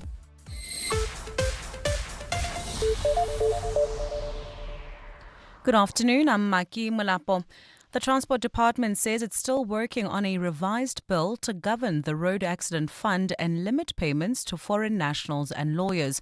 Attempts to pass a similar bill in Parliament in 2020 failed at the final hurdle when presented to the House. But today, Deputy Transport Minister Mkhuleko Hlengwa told the Standing Committee on Public Accounts that while the new bill won't be a silver bullet to all the RAF's problems, it had to try again to limit excessive payouts. Lindsay Dentlinger has more. The department has today described the current state of the Road Accident Fund as technically bankrupt and a financial risk. Deputy Minister Mkhuleko Hlengwa says while a road accident benefit scheme bill won't be cheap to implement, it will introduce measures to cut down on the 20 billion rand a year in payouts. What we seek to achieve with the REPS bill is a no-fault system, to have a schedule of defined benefits within the Act to regularize systems. Hlengwa says the visa regime will also need to insist that foreign nationals have travel insurance, with foreign currency payments further burdening the fund. He believes those in the country illegally should not be eligible to claim. The department estimates that road accidents cost the state as much as 260 billion rand a year, once again sparking the debate on zero alcohol tolerance. Lindsay Dentlinger, Eyewitness News, Parliament. Some residents in Midrand have expressed frustration as today marks day 7 of no water supply. The interruption, which was sparked by a leak in infrastructure, has left many households with dry taps, causing fury among affected residents. Earlier this week, Joburg Mayor Dada Morero promised that water restoration would begin yesterday, but this resident says supply was restored briefly after a protest at very low pressure. She says shortly thereafter, it was cut off again. They must be thoughtful about for us as South Africans. We pay taxes, we wake up, we go to work every day. My little sister has a child that has to go to school. Hence, I'm saying I have to carry buckets to work. Get them drive to work so that I can get water for the little Khosi. It's not okay. It's not a nice situation, especially with the money that we are paying. We move to the capital, where alleged criminal kingpin and tenderpreneur Vusmusi Kat Matlala paid 20,000 rand to a member of Gauteng organised crime for a motorbike escort to attend a wedding. The cop, Witness F, confessed that he has been a long-time bike rider and that Matlala approached him to arrange several motorbikes for a personal escort. Witness F has been testifying partially in camera at the Madlanga Commission of Inquiry from a remote location due to safety concerns. He confirmed he quoted Matlala 15,000 rand for a 6-bike escort, but was paid 5,000 rand extra. I do confirm that on that particular payment, he requested the service of the bikes. I gave him the quotation, 2,500 that I've mentioned. In the Western Cape, the Office of the National Director of Public Prosecutions wants the Wynberg court shooting case heard in the Western Cape High Court. The 5 accused linked to the brazen shooting of Dingalomoya Qinzo in April last year appeared in the Wynberg Magistrates Court today. Shireen Matthews, Abubakar Adams, Brian Boyson, Wane Farrow and Vuyisani Zengetwa are currently being held at Paulsmoor Prison. The alleged Junkie Funky Kids gang members are facing gang-related charges, murder and premeditated murder, among other charges. Ntutuzela Nene has more. The forum in which the case will be tried has not yet been finalized. Prosecutors told the court they still need to submit a memorandum to the Western Cape Judge President, motivating why the matter should be heard in the High Court. The Judge President has requested 6 weeks to consider whether the case is suitable to be heard in that forum. All 5 accused have denied any involvement in the murder. The matter has been postponed to the 25th of March for a possible High Court date and confirmation of legal representation for 4 of the accused. Ndutuzelo Nene, Eyewitness News. And the EFF has reiterated its call for the closure of the Israeli embassy in the country with immediate effect. Party leader Julius Malema made the call at the party's 3rd National People's Assembly in Johannesburg this afternoon. Malema stressed that President Cyril Ramaphosa should honour a resolution adopted by MPs in November 2023, urging government to suspend all diplomatic relations with Israel and to close its embassy. The renewed call follows the recent declaration of the chargé d'affaires of the Israeli Israeli embassy, Ariel Seidman, persona non grata. Seidman was expelled over what the International Relations Department cited as insulting attacks on President Ramaphosa, an unacceptable violation of diplomatic norms and practices. We further commend the declaration of the Israeli diplomat as a persona non grata and call for the president to adhere to the long-standing resolution of Parliament to close the Israeli embassy with immediate effect. Gold's trading at $5,058.56 an ounce. The rand's at 15.91 to the dollar, at 21.84 to the pound, at 18.82 to the euro. Brent crude oil's at $67.50 a barrel. Leaving Sandton, you can still expect delays on Greystone Drive between Rivonia Road and Catherine Street, while in Lone Hill, bumper-to-bumper traffic on Lone Hill Boulevard between Winnie Mandela Drive and Main Road, Bryanston, heading towards Four Ways. Traffic sluggish N1 South from Rivonia Road to Winnie Mandela Drive. In your sport, Adeslam Wadu calls for cool heads as Orlando Pirates open a 3-point gap at the top of the Betway Premiership standings. Newcastle target an upset as they clash with Manchester City in the second leg of their Carabao Cup semi-final. And Dane calls to help in the search for a new All Blacks coach. A look at your weather. Clear to partly cloudy skies in store for Gauteng tomorrow. Joburg will drop to overnight lows of 17 degrees and peak at highs of 30. Pretoria is at 18 and 31. Vereeniging's at 16, reaching highs of 30 degrees. The top story in Eyewitness News this hour. The Transport Department says it's still working on a revised bill to govern the Road Accident Fund and limit payments to foreign nationals and lawyers. EWN, in touch, in tune and independent. For the latest, visit ewn.co.za or download the EWN app. 7:02. Drive home with John Perlman. John Perlman, 3 to 6 p.m. On 92.7 and 106 FM. Let's walk the talk. 7:02 Drive, it's 8 minutes past 4. Good to have you with us on the show. We are smack in the middle of the show. Well, more or less, we will be at 4:30. And we bang in the middle of the week. So into February we go. How's your week been so far? Hope it's been good. Give us a call on 011-883-0702 on the various issues that we have been exploring. We are, by the way, about to talk about the state of South Africa's billing systems, both for letting you know what you owe and also confirming that the money you've paid has reached where it should. Hilton Tarrant is a financial journalist at MoneyWeb. He's written a piece that suggests these two systems might be in significant trouble. But if you have been dealing with bills and billing at the City of Johannesburg, you may want to listen in and then send a question or share with us your experiences so far. After that, we're going to catch up with a story that I must admit I haven't visited for a while, but there are in fact new draft rules relating to the possession, cultivation and transport of cannabis that have been published this week. What do the rules say? Are they in line with what people were expecting? Crucially, are they applicable and fit for purpose? We'll talk about that with a legal expert. That's coming your way at about 20 minutes past 4. Asked you the kind of general question about whether when you do people favors, do you expect anything in return? Quite a few of you have had some things to say about that. And we've got a couple of you with views on the foot and mouth pandemic as well. So let's take a listen and hear what you've had to say. 702. WhatsApp John on 072 702 1702. Hi, 702 and listeners. Yeah, foot and mouth. The current situation with this is very terrible. It's a very highly infectious disease, and that's the main reason why it's a controlled animal disease. And there's an act against this. The infectious nature allows it to spread, and this is vaccinating is the method to control it, but it's only a firebreak method. So people coming down on Mr. Steenhuisen, unfortunately, he's doing his part, but it's not really fair on him. Dr. Mirane from Ondersupport made a press statement, and that's quite insightful. It's worth it to go and read what he said about foot and mouth disease. Good afternoon, John. Amos Carl here in Terrania, Captain Park West. Regarding the school transport, I was joking yesterday, doing my exercise in the morning. I saw minibus just picking those kids, yeah, like sardine indeed.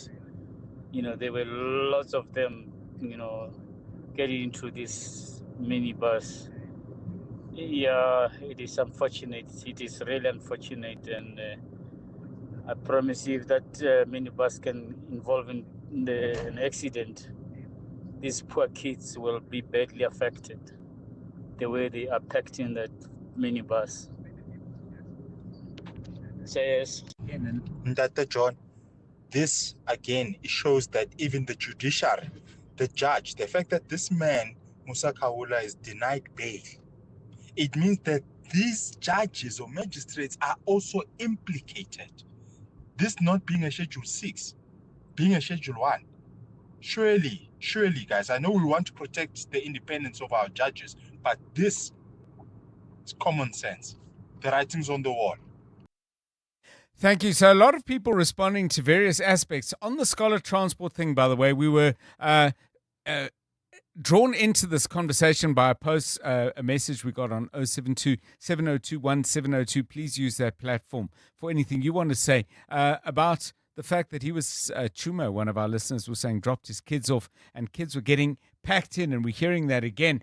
I asked people for feedback from the areas where they live. Sly in Katlehong says, the scholar transport checking by officers is only done in the morning, but coming to the afternoon, it is back to normal. This is really, really alarming, but in many ways not entirely surprising, because even at the time, while there was substantial appreciation for the crackdown, the questions were already being asked when those massive roadblocks were being carried out and vehicles were being impounded about the sustainability of the action. So, okay, keep those coming, please, if you've got some insights into that. We'll see if we can get hold of some of the authorities involved and find out what they're doing to make this more sustainable. 702 Drive, it's 13 minutes past 4. That billing system in a moment. But first, let's give you the very latest traffic news. EWN Traffic. Sandton was a problem. Lone Hill is now a problem too. Karabo Chali. Yeah, bumper-to-bumper traffic in the Lone Hill area on Lone Hill Boulevard. This is between Winnie Mandela Drive and Main Road. Bryanston traffic sluggish. N1 southbound from Rivonia Road to Winnie Mandela Drive. If you're leaving Sandton, you can still expect some delays. On Grayston Drive between Rivonia Road and Catherine Street. There's also bumper-to-bumper traffic in the Marlborough area. This is on the N3 southbound heading towards Bedford View between the Between Change and London Road. If you come across any other traffic issues, please WhatsApp us on 072 702 1702. There's more EWN on air, online, and on the EWN app. Stay with 702 Afternoon Drive with John Perlman. Brought to you by Telkom Business. Possible begins here. You're with John Perlman on 702. Let's walk the talk. 14 minutes past 4. Let's focus now on the City of Johannesburg's billing systems. There are, as I understand from our next guest, who I'll introduce in a moment, 2 core billing systems, and both of them have been offline, according to this report, at least since Monday. Hilton Tarrant is an award-winning financial journalist at MoneyWeb. Hilton, a very good afternoon, and thanks for joining us. 2 core system, one of them, and I'm reading off your article from the site, Venus, which accepts payments, and the other is the one that actually issues the bills. And tell us what it is that they owe. What do you have any idea of what's going on there? Is this a system that was installed that's not fit for purpose? Is it a cyclical problem, or is there something much deeper? Very good afternoon to you.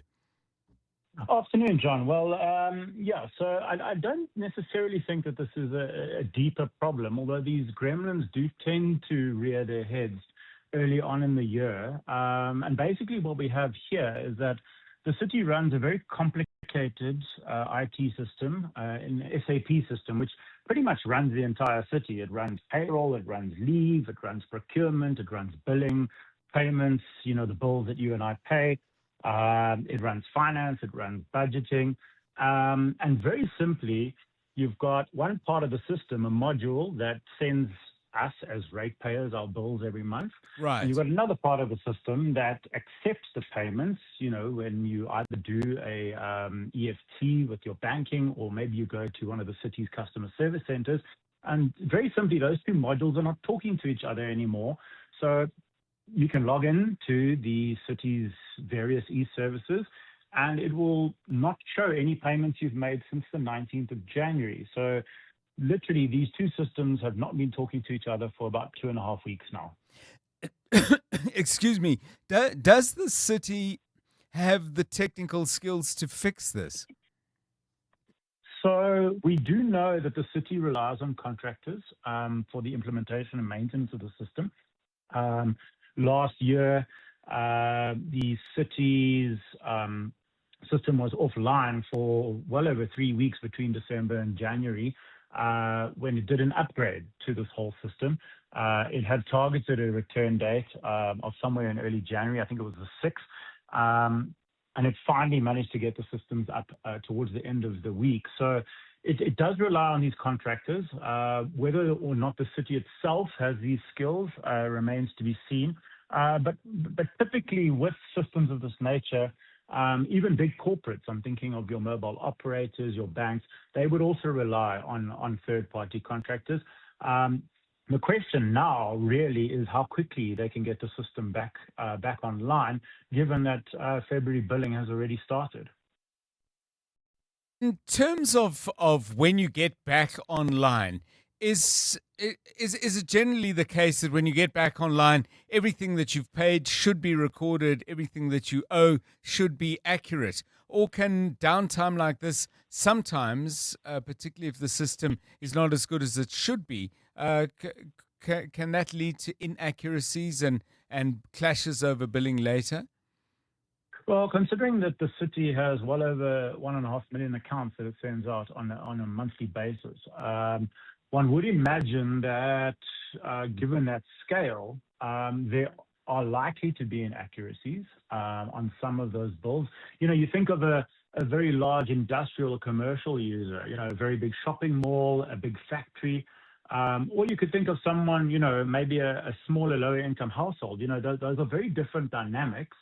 And perhaps a payment that was made on a certain channel might not reflect. We do know that the city itself has closed its customer service centers for the acceptance of payments from this Monday. Who knows what those staff are doing or have been doing for the last 3 days.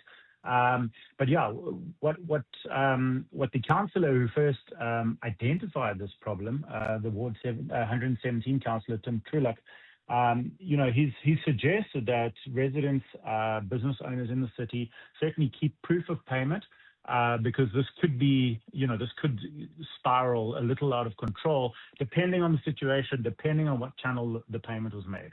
Thank you so much.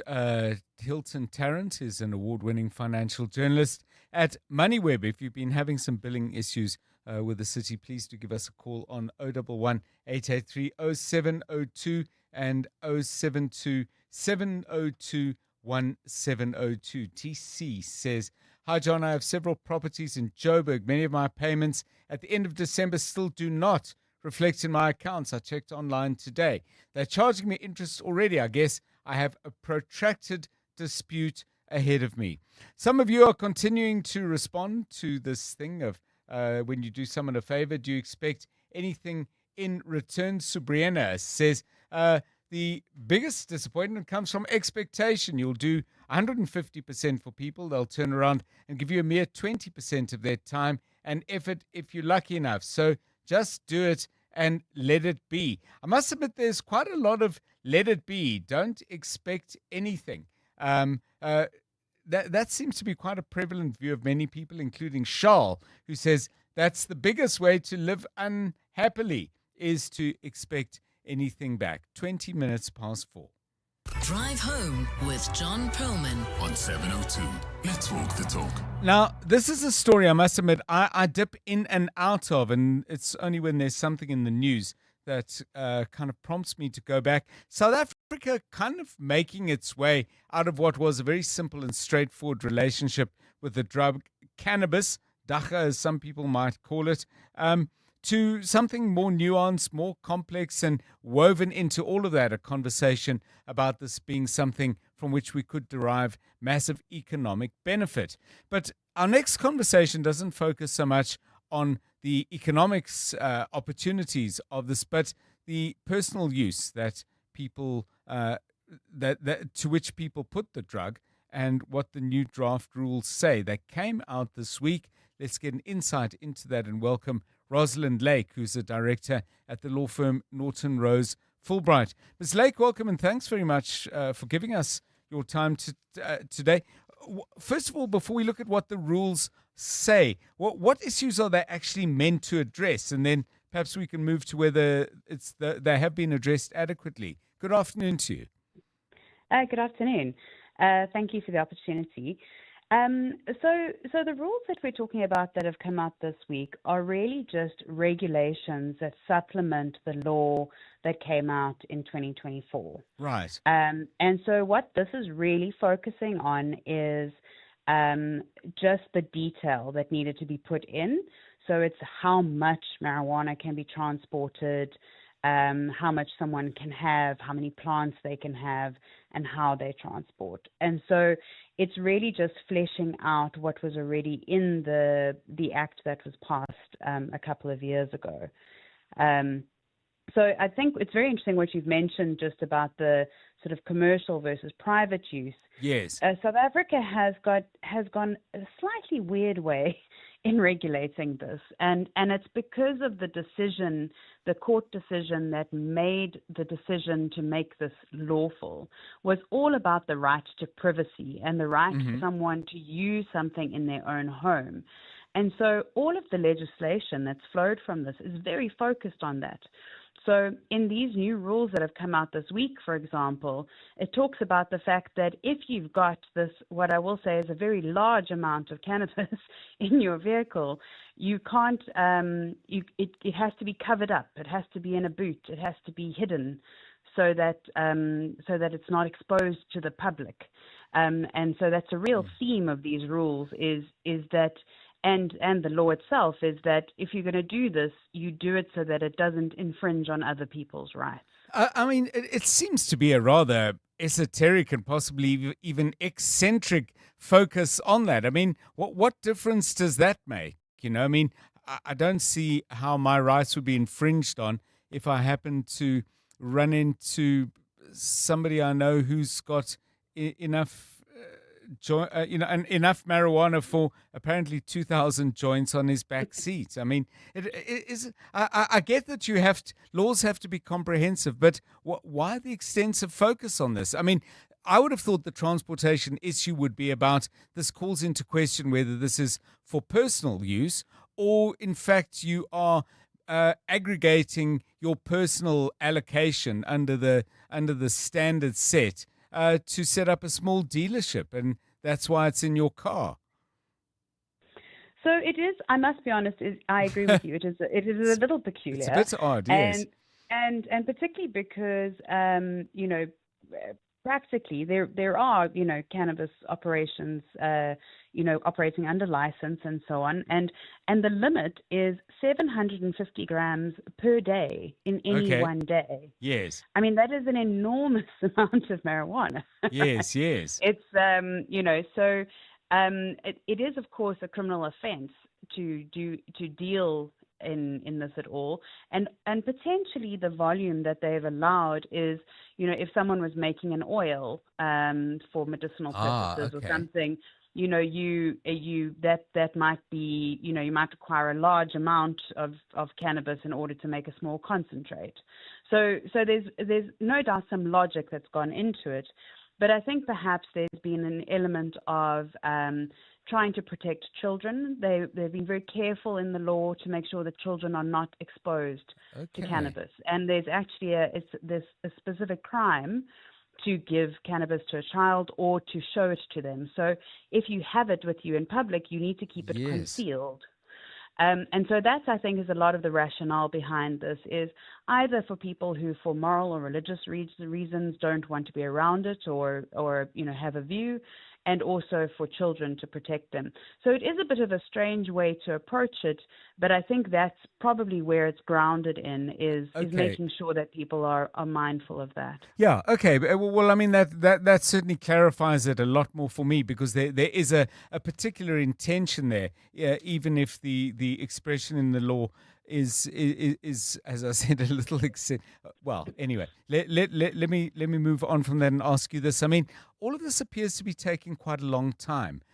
My sense of it, and I have to say, it's not part of my life, so I haven't followed it closely with that in mind. But we've been talking about this for ages, haven't we? I mean, shouldn't we have wrapped it up by now? The law is a slow-moving, slow-moving vehicle. Yes. But even by legal standards, it has taken a while, and I think that's often because legislation, often needs to be backed by someone. It needs to have someone driving the bill and reviewing it, and obviously South Africa's got a lot on its plate to deal with. And so I think it possibly has just gone through phases of, we need to sort this out now, or we've run out of a deadline, let's sort it out. So this is obviously a draft for consideration. It falls under the Department of Justice, so they've had lots of other things on their table as well. So I think it's just a matter of it's just taking its course. I don't think there's anything particularly unusual about that. Of course, I think if this was going to be used for economic drivers and that sort of thing, there might have been more push from the private sector to get it over the line. Yeah, interesting. Thank you so much. Rosalind Lake, Director at Norton Rose Fulbright. Got this note from Tebego, says, Tate John, just a point of correction. Cannabis is not a drug, it's a herb. Please don't demonize it like that. I have to say, I said drug probably out of, and this is no pun intended, out of habit. But no prejudice intended in me. But is that exactly the definition? Is marijuana and cannabis considered a herb and therefore not a drug? I mean, could it not be both? I don't know enough about it, but I bet there are people out there who do. That is George. You're killing me with your questions. 2,000 joints at the back of your seat. Lovely show as always. Yeah, thank you. I'm working, by the way, off an excellent article. You can pick it up on News 24 by William Breder. I don't know. I hope I've said your name correctly, William. But anyway, the article covers much of the ground that I was looking at. And he said that 750 grams of cannabis, which is the possession limit, would be enough for about 2,000 standard joints. And apparently the average weight of cannabis in a joint was about 0.32 grams, according to a 2016 research paper. Very, very well put together article. I recommend it. Try not to laugh. 29 minutes past 4. EWN Business. Stephen Curtis, very good afternoon to you. What kind of down the markets? Yeah. I mean, it's been drama after drama. Indeed. Was today? We should stick with the dacha. Okay. No, I was just going to say, there's no limit on how much alcohol I can drive around with in my car. Yes. I can pack my trailer with it. Yes. I can do whatever I want. Yes. And everyone's getting there, in a knot about dacha. Anyway, that's just me. I should talk about the markets and shut up, shouldn't I? Things are looking a lot better, John. In fact, gold, yesterday I said was on a track for a sort of strongest recovery in a day. Now it's on track for its strongest recovery in 2 days, back past $5,000 an ounce. I believe the word was volatility. The all share up 0.88%, 121,571 points. Financials down 0.8%. Industrials down 1%. Resources up 4.14%. So, doing quite nicely, as you would expect. The gold and platinum miners. Anglo Gold leading the charge up nearly 6%, but it's the usual list. You got Goldfield, South 32 actually. Sasol are up 4.3%, and then the platinum miners, Implats, Northam, Sibanye, all up very strongly as well on the day. Vodacom announcing today that their group revenue was up by nearly 11% for the quarter to the end of December. Group service revenue up by nearly 13%. In Egypt, revenue was up 39%, John. But in South Africa, a very different story. Their group revenue up just 0.6%. Group service revenue up by 1.4%. And they seem to be losing a large number of prepaid customers. And this was flagged late last year, but that process still happening. SAPI reporting its revenue for the quarter to the end of December down by 6% in US dollars. It's adjusted EBITDA down by 56%. The group saying overcapacity pushing prices down across all of its product segments. A stronger rand also reducing their profits here, a bit like Impact being affected by that. But sales volumes for packaging and specialty papers were up. Their share price, by the way, up 4% on the day. So I think people were expecting worse. It's also how you deal with the punch as part of the issue.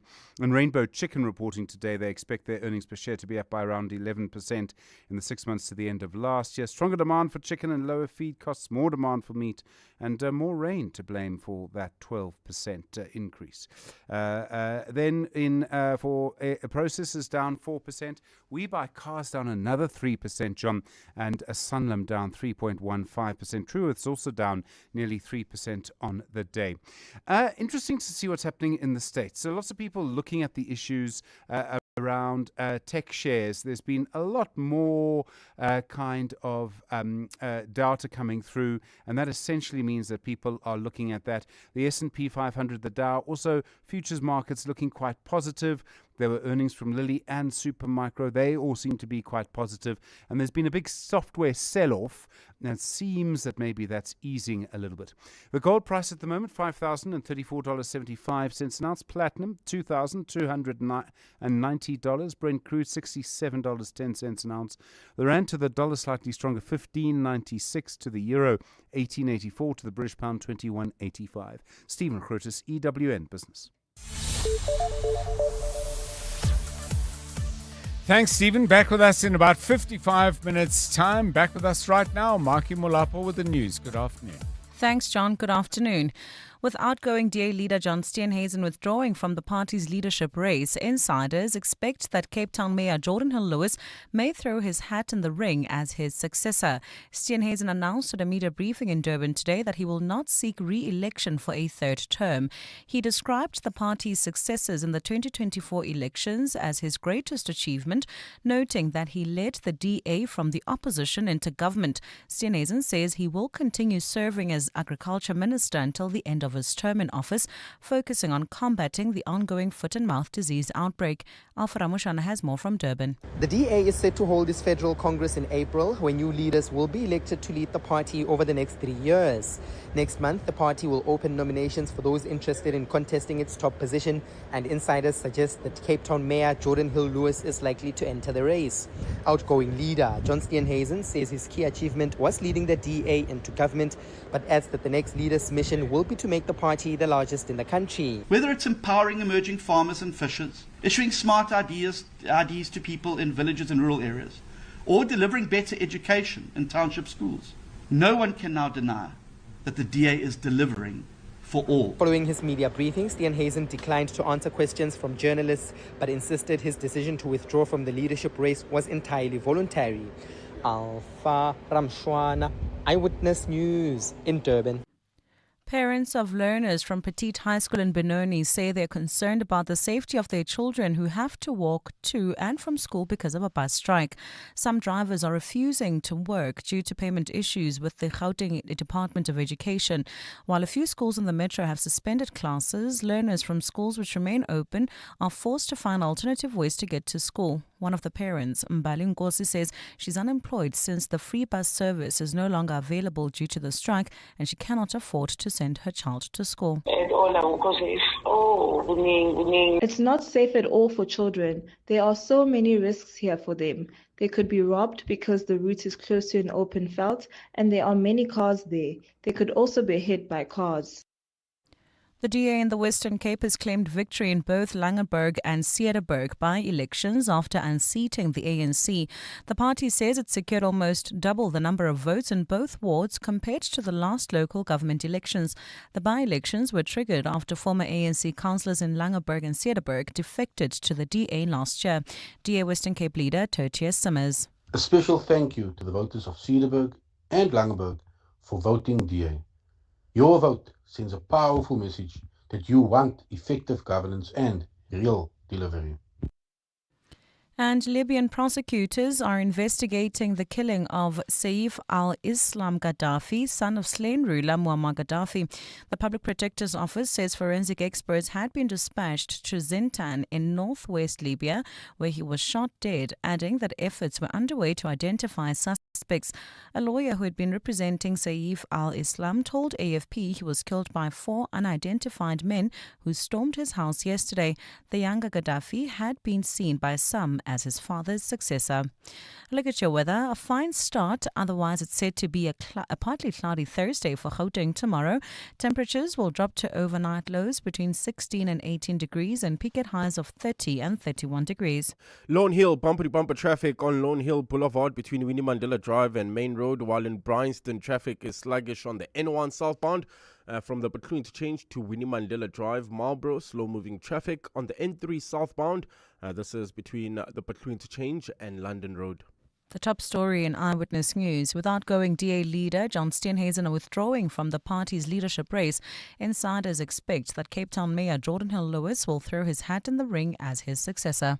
702 Afternoons with Relebohile Maboja, 1 to 3 p.m. I want to take a moment for us to honor this man who in many ways has not just changed my life, many other people's lives as well. So let me take you back. I want you to explain exactly where you live right now. I live just here in Orange Farm. What do you mean just here? You just pass one toll gate.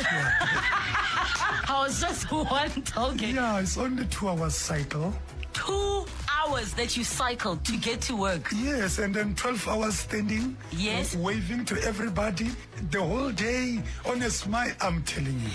David, Sajome, may your soul rest in power. 702 Afternoons with Relebohile Maboja. Let's walk the talk. Stop and think. Will you survive the AI revolution or thrive? Regenesis students are thriving. 11 cutting-edge schools, 111 countries. World-class team of 1,111 with one mission, awakening your potential. Choose from law, business, technology, AI, health, economics, entrepreneurship, public management, skills academy, and digital Regenesis. Undergraduate, postgraduate, upskilling, customized corporate programs. The question isn't, can you afford to enroll? It's, can you afford not to? Enroll now. Regenesis.net. Achieve your dreams. In life's most challenging moments of loss, compassion can be your greatest comfort. You shouldn't have to face the financial burden of losing a loved one by yourself. Rest assured, Clientele's funeral plans pay out cash within 24 hours. You can cover up to 13 family members on one plan, ensuring all your loved ones are taken care of, and 3 children are covered at no additional cost. With Clientele, you're not just buying a plan, you're also buying peace of mind. When the time comes, you will need to make important calls with your 200 Rand airtime you will receive when you claim. Plans offer double accidental death cover, as well as transport, grocery, and unveiling benefits. Apply today, it's easy. There are no medical examinations and no paperwork. SMS funeral to 31586. That's 31586. Clientele Life is an authorized FSP and licensed life insurer. T's and C's online. Standard rates apply. Get the advantage this tax year end with Sage. No stress, no scrambling. Just seamless HR and payroll that keeps you ahead of UIF, PAYE, and employment equity. All in one smart cloud solution. With automated compliance, real-time accuracy, and simplified HR and payroll. Give your business the tax year end advantage. That's Sage. Visit tax.sage.co.za today.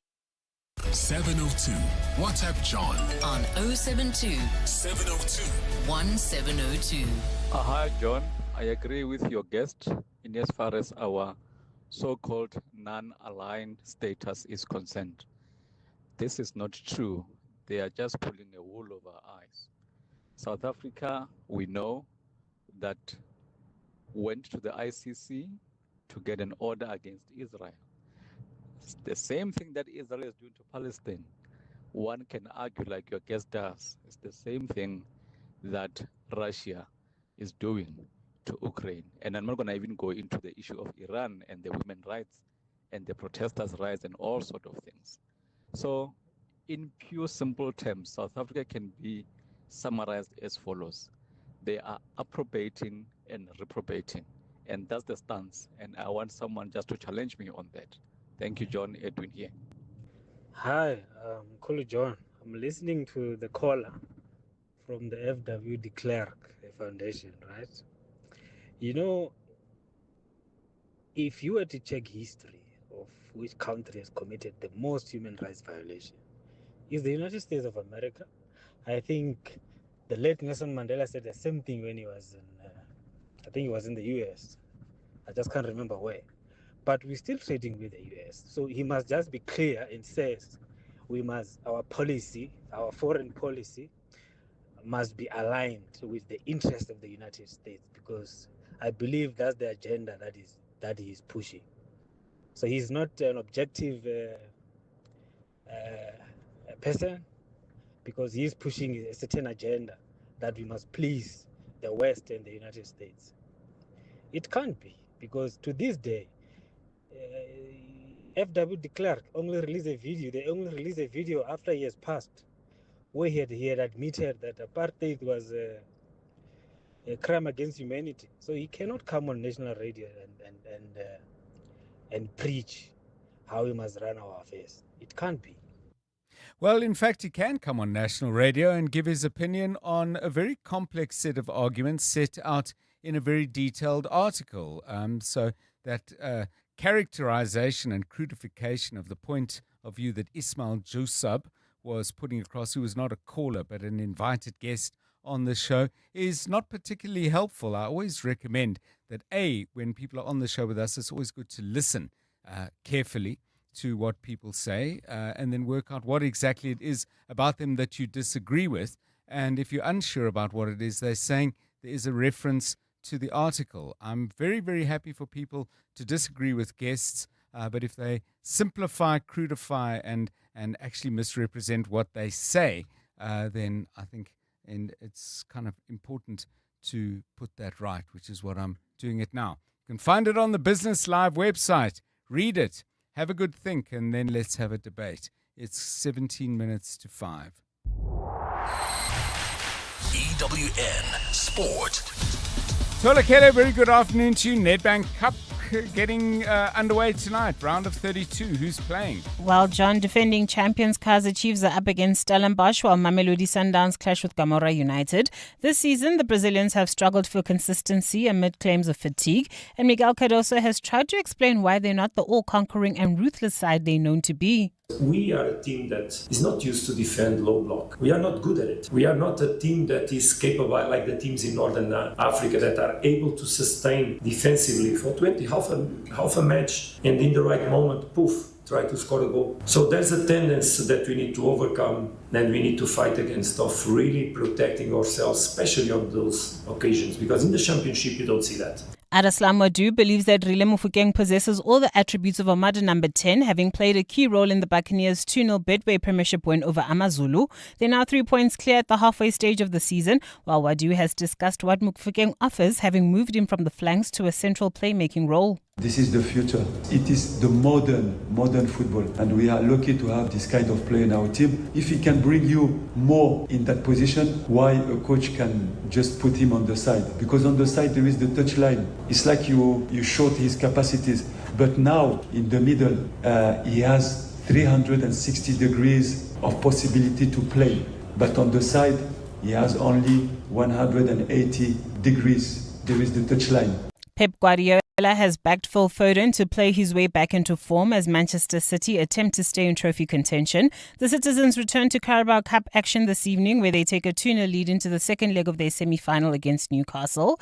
The winner of the tie will face Arsenal in the final on March 22nd. Step by step, we'll be back. He's my son. He's our son. We try to protect him and be his best. Of course, we need his best, to come back where we are. Because he's a human being, and I have 7, 8, 9 years of career that sometimes you have up and downs. So it's simple as that. And IOC President Kirsty Coventry has signaled that Russia could be back for the 2028 Los Angeles Games a day after FIFA President Gianni Infantino said he wanted Russia reinstated to international football. Speaking at the 145th IOC Congress, Coventry argued that athletes should be allowed to compete in sport regardless of their government's behavior. Russian athletes competed as neutrals during the 2024 Olympics, while FIFA and UEFA banned Russia from entering competitions in February 2022, only allowing their teams to play in friendlies. Tolagele Mganga, Eyewitness News Sport. EWN Traffic. Coming up now for 14 minutes to 5, EWN Traffic is brought to you by Outsurance. SMS the word out to 45142 now, and you could save on car insurance. If you don't, ask them for 500 Rand. We had problems in the north. Let's go east. Germiston, not too good either. Yeah, that's if you are leaving Germiston heading towards Bedford View. Expect some delays. N3 northbound between the Ilands interchange and Van Buren in the Marlborough Alex area. That's in the opposite direction heading towards Germiston. There's slow-moving traffic on the N3 southbound. This is between the Baclue interchange and Van Buren, while in Boksburg traveling towards Brakpan. Traffic heavily backed up on the N17 eastbound between Rondebolt and Rangeview Road. There's also slow-moving traffic in the Lone Hill area. This is on Lone Hill Boulevard between Winnie Mandela Drive and Main Road. And finally in Bryanston, traffic remains sluggish heading towards Fourways N1 South from the Baclue interchange to Winnie Mandela Drive. If you come across any other traffic issues, please WhatsApp us on 072-702-1702. There's more EWN on air, online, and on the EWN app. The Outsurance pointsmen know that every car on the road carries a story. Like a businesswoman on the way to the airport after sleeping through her alarm. Bags in the back, boarding pass on the dashboard. She prays she'll make her flight. Hope I make it. The Outsurance pointsmen know it's not just a car in traffic. It's the potential closing of a big deal. Every story is different and every story matters. That's why the Outsurance pointsmen have been doing what they do since 2005. In proud partnership with 702. Outsurance is a licensed insurer and FSP. You're now listening to 702 Afternoon Drive with John Perlman. Brought to you by Telkom Business. Possible begins here. In the last 24 hours, this is what's happened in your world. The ad hoc committee heard evidence from whistleblower Patricia Mashale, where she implicated politicians in crime cover-ups. Mashale also says Minister Senzo Mkunu's Chief of Staff, Cedric Nkabinde, and National Coloured Congress MP Fadil Adams blocked a hitman from confessing and naming the kingpins behind the murder of former ANC councillor Cindy Somagadu. Honorable Fadil Adams traveled to KZN, to the prison. He got a statement. The hitman did inform him to say they don't want to allow me to plead guilty. EWN, in touch, in tune, and independent.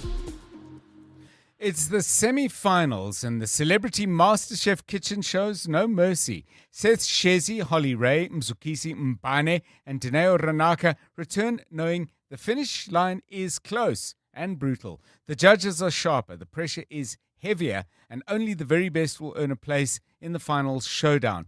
These are the episodes that separate hopefuls from finalists. So don't miss Celebrity MasterChef this Sunday at 6 p.m.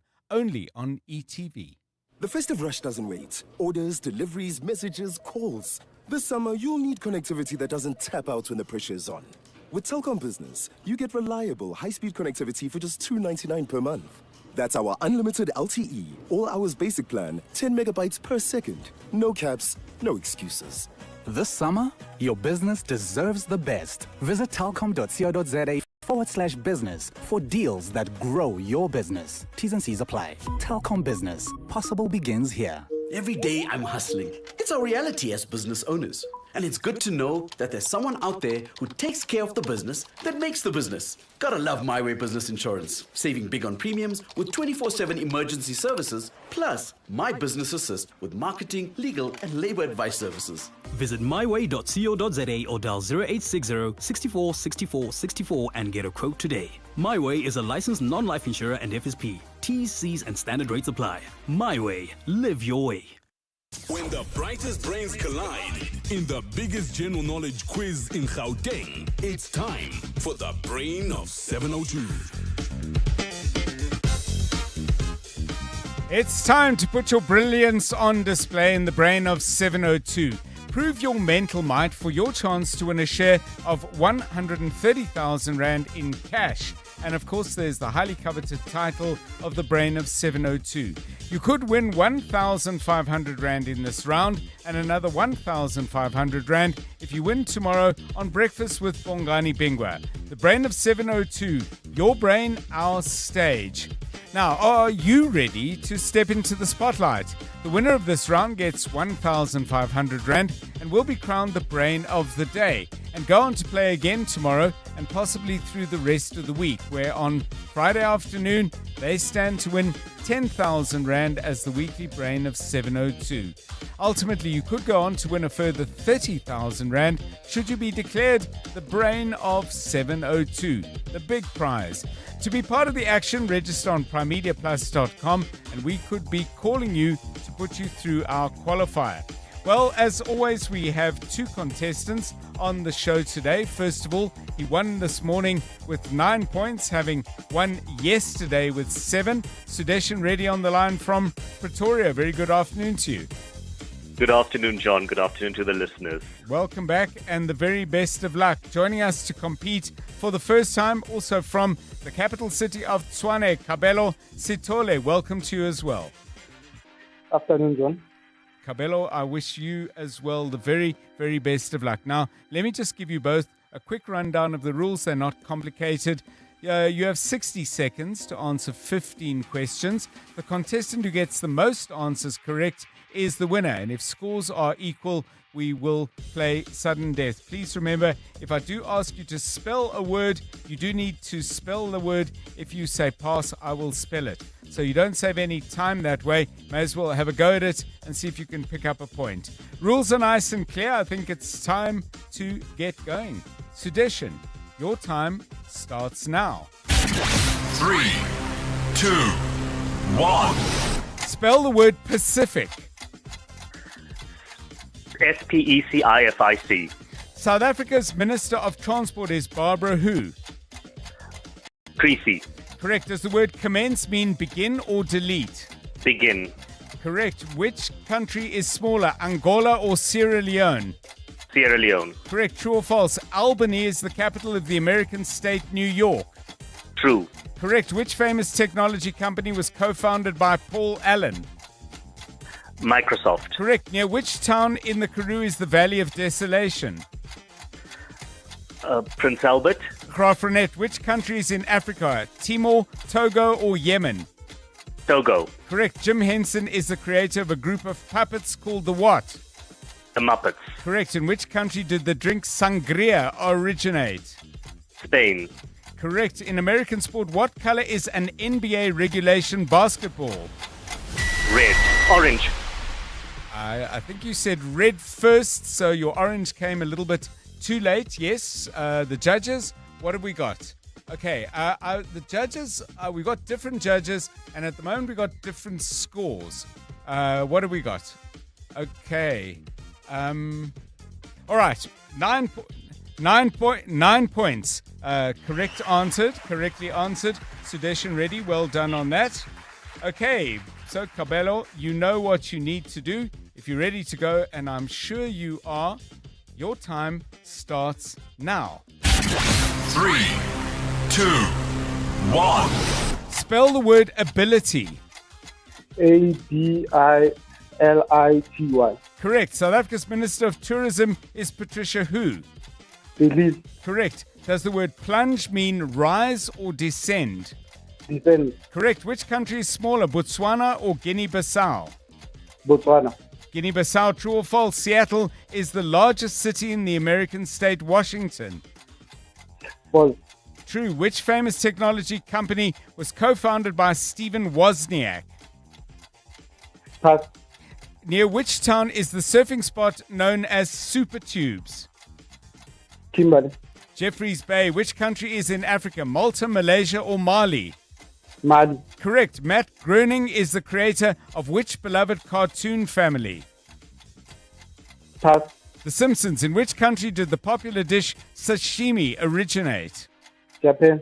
Correct. In American sport, what color Okay, didn't get a chance to finish that question. It was just a little bit too late to get that final question in. So, Kabelo, you put up a show, but just 5 answers correct. And so, Sudeshan, congratulations once again. You are our reigning brain and the brain of the day. Kabelo, thanks so much for taking part. Sudeshan, you've won 1,500 Rand.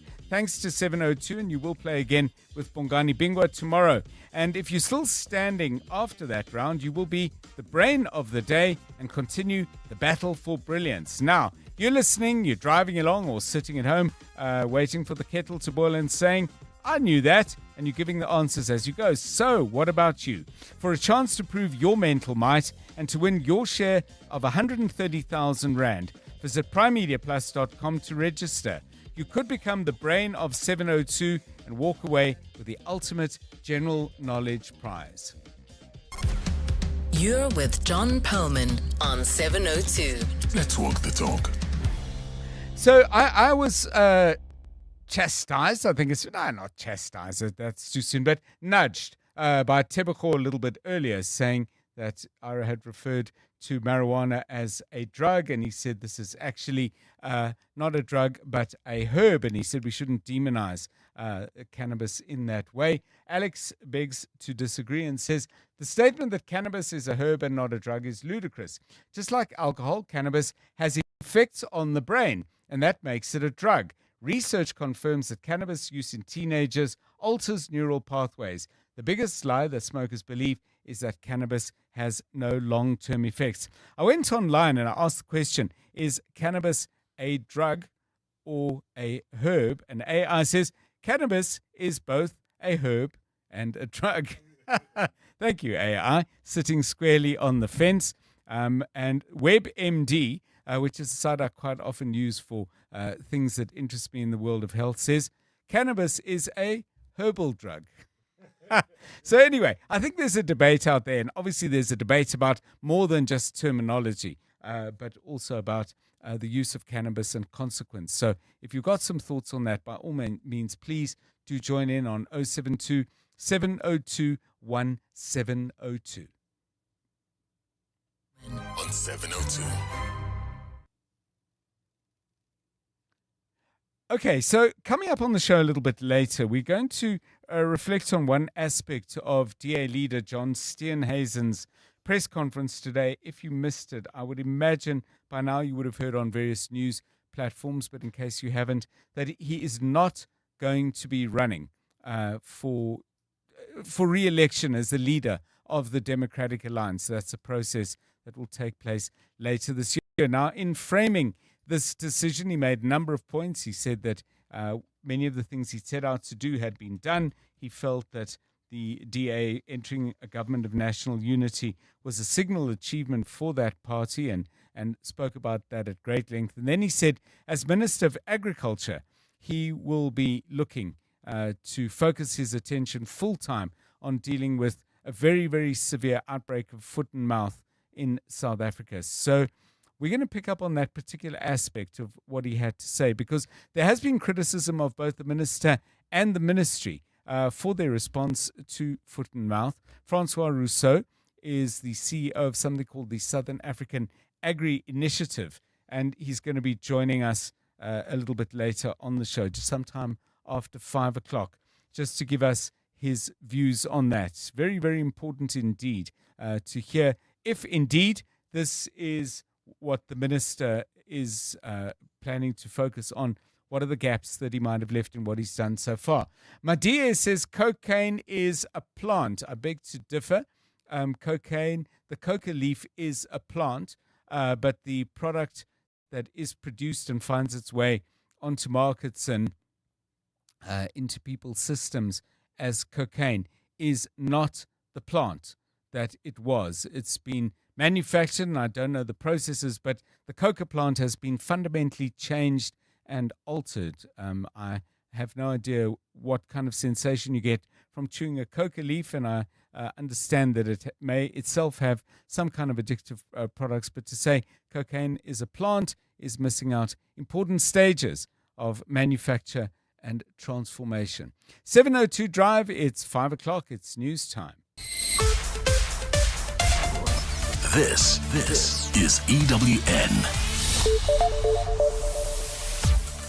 Parliament Ad Hoc Committee told about untouchable senior police officials and AGOA extension finally enacted into law.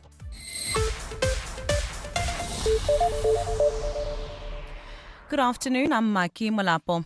We begin in the National Assembly where 3 police officials have told Parliament's Ad Hoc Committee investigating police corruption that there's an untouchable cabal of senior police from the Free State. The trio voluntarily made the joint submission today during the last day of public hearings before the Ad Hoc Committee. The committee has also heard from other witnesses and whistleblowers during its public submissions that spoke of factions and deep-rooted corruption in various divisions of the police. Babalo Ndenza has more. The 3 police officials made their joint submission today as the committee continued its public hearings. Their submission was led by Sekode Ramalepe, who has served as a police union rep and in the police's ballistics division. He told the committee that over the years, they've witnessed acts of corruption and gross irregularities within the police's forensic division. Ramalepe also spoke of how people from the Free State are favored at police headquarters. You check how now head office is structured, strategic positions. All appointees are from Free State. I don't know you noticed that. He says they are also powerful. Major General Ramorena got it from Free State. And then the CFO, Lieutenant General Dimpani, Free State. Major General Masemula, Free State. And you can't touch those people, honorable members. Ramalepe says he tried to report the systemic corruption in the forensic division to its former head, Homoto Pahlane, but nothing ever happened. Babalo Ndenza, Eyewitness News, Parliament. Meanwhile, in the capital, questions have been raised before the Madlanga Commission today over why a Gauteng cop sent a warrant of arrest for someone else to alleged crime kingpin Vusmusi Kat Matlala. The arrest warrant related to controversial entertainment blogger Musa Kaula. According to testimony by Witness F, Matlala knew the places Kaula frequented and therefore he was furnished with the arrest warrant. Arun Singh has more. Charges related to the Cybercrimes Act, crime injuria and hate speech were allegedly registered against Musa Kaula by businessman Ngomalo in 2024. But pressure to arrest Kaula only gained traction after the controversial entertainment blogger allegedly insulted ANC Secretary General Vikile Mbalula in one of his posts. Witness F, a member of Gauteng Organised Crime, confessed that he was placed under pressure to arrest Kaula and also sent the arrest warrant to Matlala. Madlanga Co-Commissioner Advocate Sesi Bloy questioned Witness F for this decision. Do you accept that this warrant doesn't authorize Mr. Matlala to effect an arrest because he's not a peace officer? Can you accept that at least? I accept that. Witness F will continue with this testimony on Friday. Arun Singh, Eyewitness News. The Transport Department says it's still working on a revised bill to govern the Road Accident Fund and limit payments to foreign nationals and lawyers. Attempts to pass a similar bill in Parliament in 2020 failed at the final hurdle when presented to the House. But today, Deputy Transport Minister Mkhuleko Hlengwa told the Standing Committee on Public Accounts that while the bill won't be a silver bullet to all the RAF's problems, it had to try again to limit excessive payouts. Lindsay Dentlinger has more. The department has today described the current state of the Road Accident Fund as technically bankrupt and a financial risk. Deputy Minister Mkhuleko Hlengwa says while a road accident benefit scheme bill won't be cheap to implement, it will introduce measures to cut down on the 20 billion rand a year in payouts. What we seek to achieve with the REPS bill is a no-fault system, to have a schedule of defined benefits within the Act to regularize systems. Hlengwa says the visa regime will also need to insist that foreign nationals have travel insurance, with foreign currency payments further burdening the fund. He believes those in the country illegally should not be eligible to claim. The department estimates that road accidents cost the state as much as 260 billion rand a year, once again sparking the debate on zero alcohol tolerance. Lindsay Dentlinger, Eyewitness News, Parliament. Almost 10 years since the Lily Mine disaster in Mpumalanga, the families of Preeti Nkambule, Solomon Nyirenda and Yvonne Mnisi are again demanding accountability. The families of the trio, known as the Lily Mine 3, have filed a complaint with the South African Human Rights Commission against the National Prosecuting Authority and Mineral and Petroleum Resources Department. They are accusing the NPA and DMR of infringing on their constitutional rights to human dignity and just administrative action. In February 2016, Nkambule, Nyirenda and Mnisi were trapped underground following the collapse of Lily Mine. The bodies were never recovered. An inquiry into their deaths later found that police, government and mine management at the time failed to prevent what was described as an avoidable disaster. Action SA leader Herman Mashaba, who has over the years led calls for accountability, joined the families at the offices of the Human Rights Commission in Mbombela this afternoon. We are here to actually, with the family, where they're coming to lodge a complaint with the South African Human Rights Commission, because over the years that us as Action SA got involved, we've lodged various complaints, unfortunately with no response whatsoever. Almost 5 months after its expiration date, U.S. President Donald Trump has signed into law the extension of the African Growth and Opportunity Act for another year. The move follows months of deliberations by U.S. lawmakers amid threats that some beneficiaries from sub-Saharan Africa would be booted from AGOA. AGOA, which was established in 2000, exempts eligible African countries from taxes on their exports to the U.S. Calls for an extension of AGOA received strong bipartisan support in the U.S. House of Representatives last month, and were given the green light by the Senate last week. Trump's approval of the extension today means South Africa has survived threats of being chopped from the scheme. And as the world observes Cancer Day today, the Cancer Association of South Africa is calling on citizens to prioritize and normalize self-examinations and seek medical help as soon as possible. This year, the day is observed under the theme United by Unique. According to the World Health Organization, nearly 1 million new cases of cancer are diagnosed on the African continent, with close to 1 million people dying. Cancer's National Manager for Health, Lorraine Govender, says the most easily detectable cancers often remain the most fatal. It's about having your pap smears, which is available in the public sector. Doing your self-breast examinations is equally important. And even testicular cancer among men between the ages of 18 and 35. If you find that lump, go and have it checked. Gold's trading at $5,004.76 an ounce. The rand's at 15.98 to the dollar, at 21.88 to the pound, at 18.88 to the euro. Brent crude oil's at $67.14 a barrel. Centurion heading towards Pretoria CBD. There's an accident seen on the N14 northbound near Jean Avenue, causing more than a 20-minute delay all the way from the N1. Also bumper-to-bumper traffic. This is driving through Parktown, Joburg CBD. You can expect about a 20-minute delay. M1 southbound between Killarney Bends and the Crown Interchange. In your sport, Adeslam Wadu calls for cool heads as Orlando Pirates open a 3-point gap at the top of the Midday Premiership standings.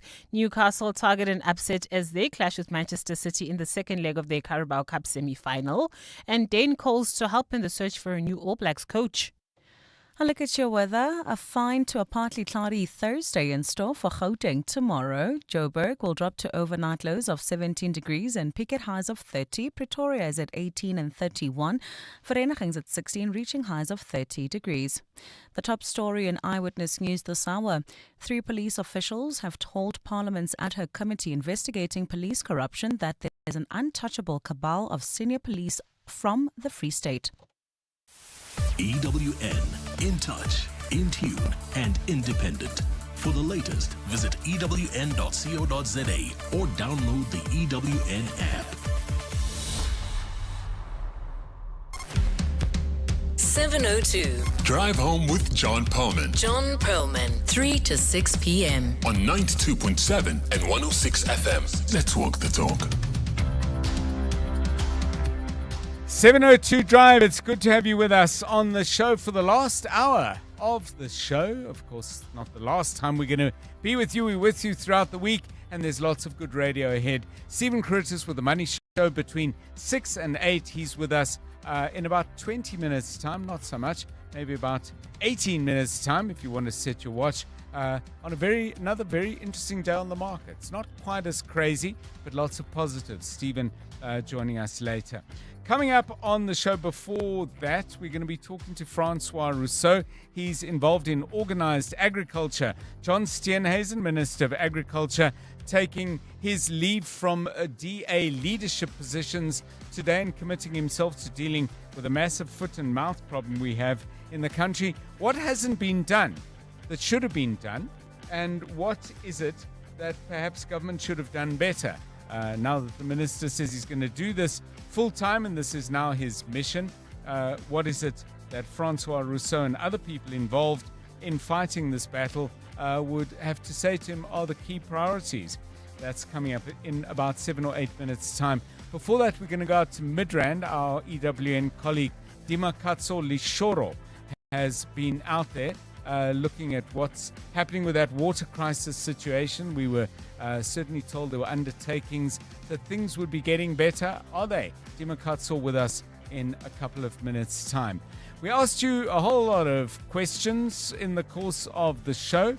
A little bit of a debate going on about whether we should refer to cannabis, marijuana, dacha, call it what you will, as a herb or a drug, or if we do it the way some people are pointed out, like WebMD and AI say, it is both. WebMD calls it a herbal drug. So let's get your views on a few things. Afternoon, Mr. John. Afternoon, Mr. John. It's very technical and depends on the terminology you use and how you use it. Yes, cannabis, it is a plant or a herb, but it contains certain chemicals. It contains your THC, it contains your CBD. So those chemicals, depending how are you using cannabis. So other people, they boil it, then they drink it, using it as a herb. Then yes, most definitely, if you do extract that CBD, THC, then it will work on you as a drug. Whether you're smoking it or whatever other means that people do use THC and CBD as a drug, because yes, it will influence your brain at some point. So yeah. John in 702. I was just wondering, with regards to this road accident fund, could it not be made law that all vehicles need to have third-party insurance? Would that take some of the burden off the road accident fund? Just asking. Thank you. Yeah, thank you very much for that question, and thanks as well for that wonderful and nuanced explanation of drugs and cannabis and the various ways in which you might use it and what you ought to call it, depending on how it's used. So great voice notes. Please, let's have yours on 072 702 1702. My understanding is we used to have third-party insurance, and that was transformed into the Road Accident Fund. I don't know the details, and I definitely don't know the timeline or the reasons why that was done, but I've got that in the back of my mind. I have recollections of getting ready to go on a car trip with my parents when I was much, much younger, and one or other of them would say, have you got the third-party disc or whatever it was? I assumed it was a disc like the paper license little things that we cut out of the forms and drop into a holder. But somebody who's got a sense of A, the changes, and B, the timeline, please do give me a call, and we'll share that on air. 702 drivers, 14 minutes past 5. EWN Traffic. EWN Traffic is brought to you by Outsurance. SMS the word out to 45142 now, and you could save on car insurance. If you don't, ask them for 500 Rand. Problems out in Centurion. Karabo Charlie with the details. Yeah, there's an accident scene in the Centurion area heading towards Linwood. This is on the N14 northbound near Jean Avenue. This is causing more than a 20-minute delay all the way from the N1, so avoid that route if you can. In Mainland, also about a 20-minute delay. That's heading towards Centurion on the R21 southbound between the Proof Plus interchange and the R21 Flying Saucer interchange. Groenkloof, traffic sluggish on George Storer Road. This is between Tutoy and the Fountain Circle, while in the Parktown Joburg CBD area, expect about a 20-minute delay. M1 southbound from Killarney Benz to the Crown interchange. Lone Hill, bumper traffic on Lone Hill Boulevard between Winnie Mandela Drive and Main Road. In Marlborough, Alex heading towards Germiston, expect about a 30-minute delay. N3 south from the Patroon interchange to Van Buren. Boksburg, also traffic pressure on the N17 eastbound between Rondebold and Rangeview Road. And finally in Edenvale, Expect some delays on the R24 westbound between Edenvale Road and the Giluli's interchange. If you come across any other traffic issues, please WhatsApp us on 072 702 1702. There's more EWN on air, online, and on the EWN app. This month is all about love, but your manager won't be feeling the love if you're late for that big presentation. Fortunately, the Outsurance Pointsmen are here to ease the traffic congestion so you can get to the office on time. With the Outsurance Pointsmen on the roads for the past 20 years, we can all get where we need to be quickly and safely. With Outsurance, you really always get something out. In proud partnership with 702. Show them some love online using hashtag PointsmenLove, licensed insurer and FSP. Driving the conversation on 702 Afternoon Drive with John Perlman. Powered by Telkom Business. Possible begins here. Well, people in Midrand and Glen Austin and Ivory Park and other areas, I'm sure I've missed out many of them. If you want to just make a point of where you're also suffering from this really critical and prolonged absence of water, by all means, just drop me a note and remind me of places I failed to mention. We've heard from government that certain things are being fixed. There ought to be improvements. But our EWN colleague, Dimakatso Lishoro, decided to go out there, drive around and see for herself. She's with us now. Dimakatso, very good afternoon to you. Before you give us perhaps some individual stories, an overall impression, do you get the sense that things, the problem has taken a turn for the better, or are we still deep in the difficulties? Hi, John. It definitely has, because I've been to some shopping centers where bathrooms, for example, were closed for the past few days, and today they are open. Even if people are saying that the water is being restored, is trickling in, but there is some water. I've driven around seeing children going to school. As you would know, that in the past few days, parents had kept children from going to school because of the lack of water. So it does look like at least most residents in Midrand do have water back now, even though I must say there are people that still don't have. In some complexes, you find that one block has water and the other doesn't have water. Right. So it's a mixed bag, yeah. So I understand. Well, let's go back a step. I mean, the things that were broken, as I understand it, were either fixed or close to being fixed. The big question next is getting water back into the system. I don't know if I've understood that properly, Dimakatso, but firstly is what needs fixing fixed, and secondly is the delay indeed due to the fact that you sometimes get airlocks, and water it's not as simple as turning on one tap. You've got to move literally thousands of kiloliters around the place. Well, at this point, obviously, we'll go on what the municipality have told us. And what they've told us yesterday was that the leak that they had has been fixed. The problem that they had at the Klipfontein pumping station is sorted. But the problem was that because of the water that they've lost over that time while they were fixing the leak, the reservoirs then levels, they dropped up until zero. They had said today that they were hoping to see levels at reservoirs to at least 40%. But we had Grand Central Reservoir, which I've been to as well, that they said that they've isolated because they were not happy with the recovery there, and they were worried about how that would affect the system. So what they've told us is that they fixed the leak, and the problem was now getting water, pumping water into the reservoirs. Right. And that takes time, and they have to sort of be gentle with it so that, it doesn't cause further strain.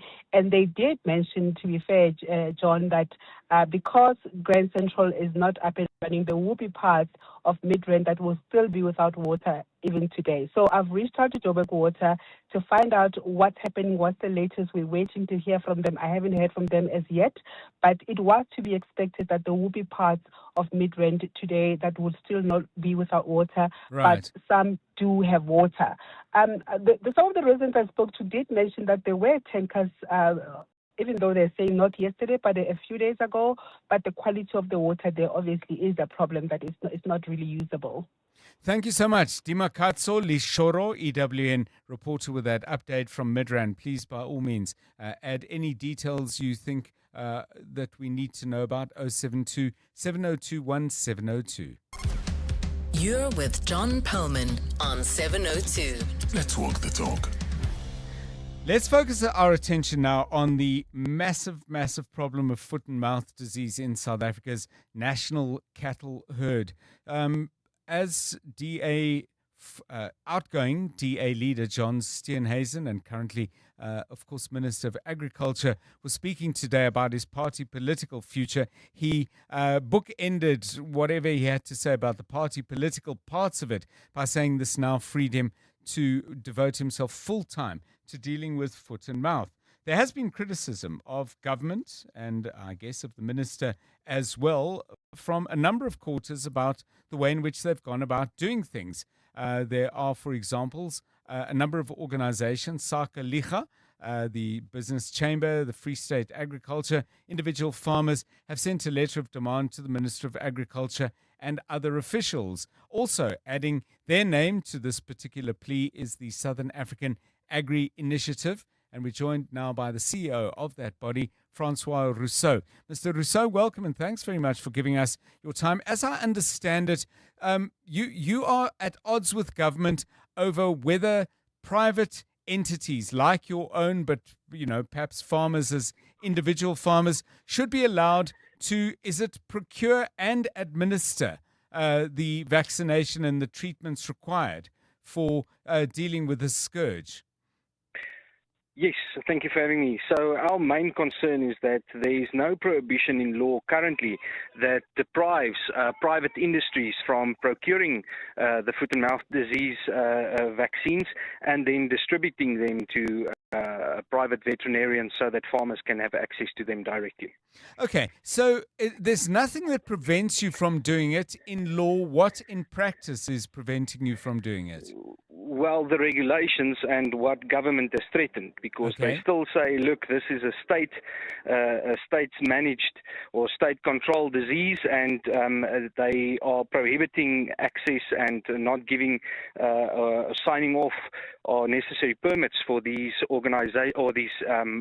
companies to access these vaccines from outside distributors. Okay, so in other words, for it to cross the border, there's paperwork and permissions, as you describe, and they're standing in the way. What do you make of this? I mean, I'm sure you've been offered explanations. Do any of them have a grain of plausibility for you? No, there's none. Look, we've had the minister say in 8 different interviews over the past week that he embraces private industry and is looking forward to working together with these 2 private companies that are importing the vaccines from international distributors.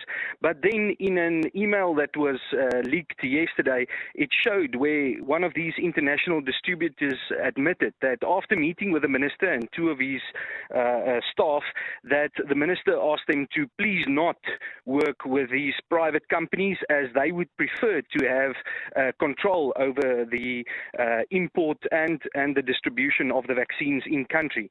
Now, the reasons he gives is that this is a state-controlled disease and that these vaccines could be used to create a biological weapon.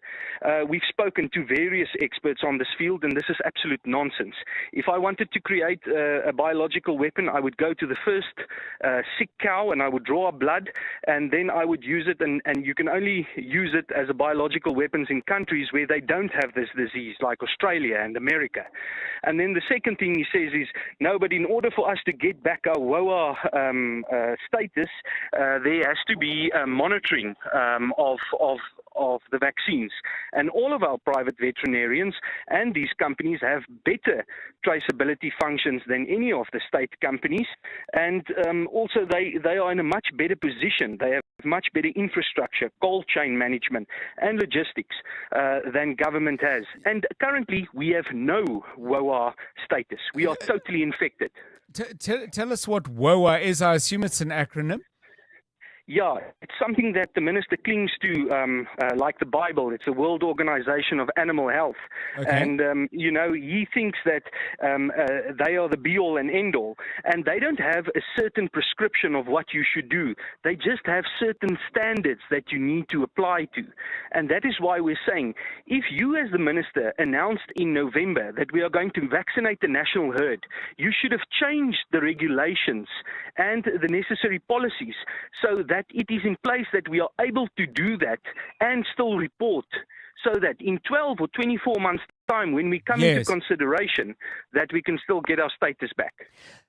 Mr. Rousseau, I mean, there's in every negotiation, and I'm sure in your life in organized agriculture, you've been through a good few, where there's heat and dust, and it's quite hard to actually get beyond that. But sometimes there's also the process, some people call it back channeling, where people, start saying, okay, you may not want us to do this, but do you recognize we absolutely have to do this? What would give you comfort that we're doing it in ways that addresses your concerns? I'm just using that as a broad descriptor. But yes. I mean, are you anywhere near that? Because it's been very heated, and I would assume it's heated because people are suffering terrifying losses at this point. Yeah, well, the back channeling we are doing via the two task teams that the minister himself appointed. He said there are two angles to the triangle, and the third being government. And that is also his main focus when he talks about the private sector assisting him. Both of those task teams are on the brink of walking out because the minister does not listen or even consider the recommendations that are put on their table. The only recommendation that has been followed in 6 months is that we send our virus strains to the Pirbright Institute, something that is critical to be done every year. Yes. And now he celebrates it because it's the first time we did it in 14 years. It's an absolute disgrace. So if he doesn't even listen to his own privately appointed task team, what are we going to do from our side? And just finally, and just to bring it back to the point at which I introduced the topic, Mr. Rousseau, the minister, in announcing his party political future today, said this allows him to dedicate himself full-time to dealing with the foot and mouth disease situation in the country. Is there anything that hasn't been done because he has not been able to dedicate himself full-time, or are you in effect saying there are certain blind spots and perhaps a degree of stubbornness that's got nothing to do with amount of time spent, it's to do with mindset? No, this announcement this morning was an absolute disappointment because now he can dedicate his full time to accelerating the foot and mouth disease crisis because he's on the wrong policy direction. He has this obsession with centralizing vaccine distribution and administration, and that is not the right policy direction. The new Minister of Agriculture should focus his energy and all of his energy on getting into the right policy direction and getting private industry in, because if we do have the full power of private industry, we can stop this disease within 6 months' time. Francois Rousseau, CEO of the Southern African Agri Initiative, together with Saka Licha, Free State Agriculture, and I believe there are some prominent and substantial individual farmers involved in the initiative, saying government has to unlock the regulations and the procedures that prevent private agriculture from getting their hands on vaccines and, crucially, getting them out into the national herd. Very interesting indeed. We'll follow that story up, I'm sure, in the days and weeks to come. 28 minutes to 5. EWN Business. 28 minutes past 5. Stephen Crittle's probably wondering, what am I doing here? We might be thinking, well, I've often wondered that. And he might be thinking, what is John doing? And he's probably thought that as well. Crucially, what are the markets doing? Good afternoon, John. Yeah, not a terrible day on the JSE. The gold bounce back continues. You ever seen gold bounce? No, neither have I. But the JSE all share up 0.25% at 120,814 points. Financials down 0.83, industrials down nearly 1.2, resources up 2.59. John, they were up 4% earlier. There has been a little bit of a pullback in that recovery. Sasol now ending the day up 6%. on the day. South 32 up 4.66, and then some of the gold and platinum miners, so Anglo Gold up 4.65, and then the platinum miners coming after that. AB InBev also up nearly 3% on the day. SAPI reporting their revenue for the quarter to the end of December down 6% in US dollars. Their adjusted EBITDA down by 56%. This has all been flagged, by the way. Overcapacity has been pushing prices down. They do say, though, that the packaging and specialty papers segment, their sales volumes went up. Their share price actually up by 3.6% on the day. I think the market was expecting a little worse. And then Vodacom, their shares really unchanged, sort of a change of less than a percentage point, less than 1% rather. That's after their group revenue was up 11% for the quarter to the end of December. Group service revenue up by nearly 13%. But here they're losing prepaid customers hand over fist, or would that be thumb over forefinger? And that's really because people are looking at alternatives. They are also buying more data on Vodacom, and we're back to the WhatsApp sort of core situation. Prosus down 4.6%, Naspers down 3.64%, Italtau down 3.6%, and We Buy Cars down again 2.73% on the day. Sea Harvest reporting they expect their basic headline earnings to be up by around 300% on the same period last year. John, they've caught a lot more fish. It's as simple as that. They've caught a lot more fish. Their dairy business has, dare I say, flowed a lot more strongly than they expected as well. In the US, some strong earnings coming through from various companies, but also still concerns about the software sector and AI. The Dow Jones up 0.49%, the Nasdaq down 0.86%, the S&P 500 down 0.29% on the day so far. The gold price over $5,000 an ounce again, $5,007, 2 cents an ounce. Platinum, $2,270.95. Brent crude, $67.56. The rand to the dollar, $15.99 to the euro, $18.89 to the British pound, $21.87. On the Money Show tonight, John, we will be looking at how the culture of leadership is changing. The DTIC on the big deal, on the big announcement today that we're joining the African Export-Import Bank. We get $8 billion in funding. $3 billion of that is going to the Transformation Fund. Also, of course, the signing of AGOA. And then from 7:30, your shapeshifter tonight is Adrian Maisie.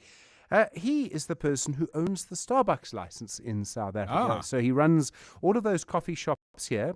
He went to school with another South African who's become a very prominent American. Who was it?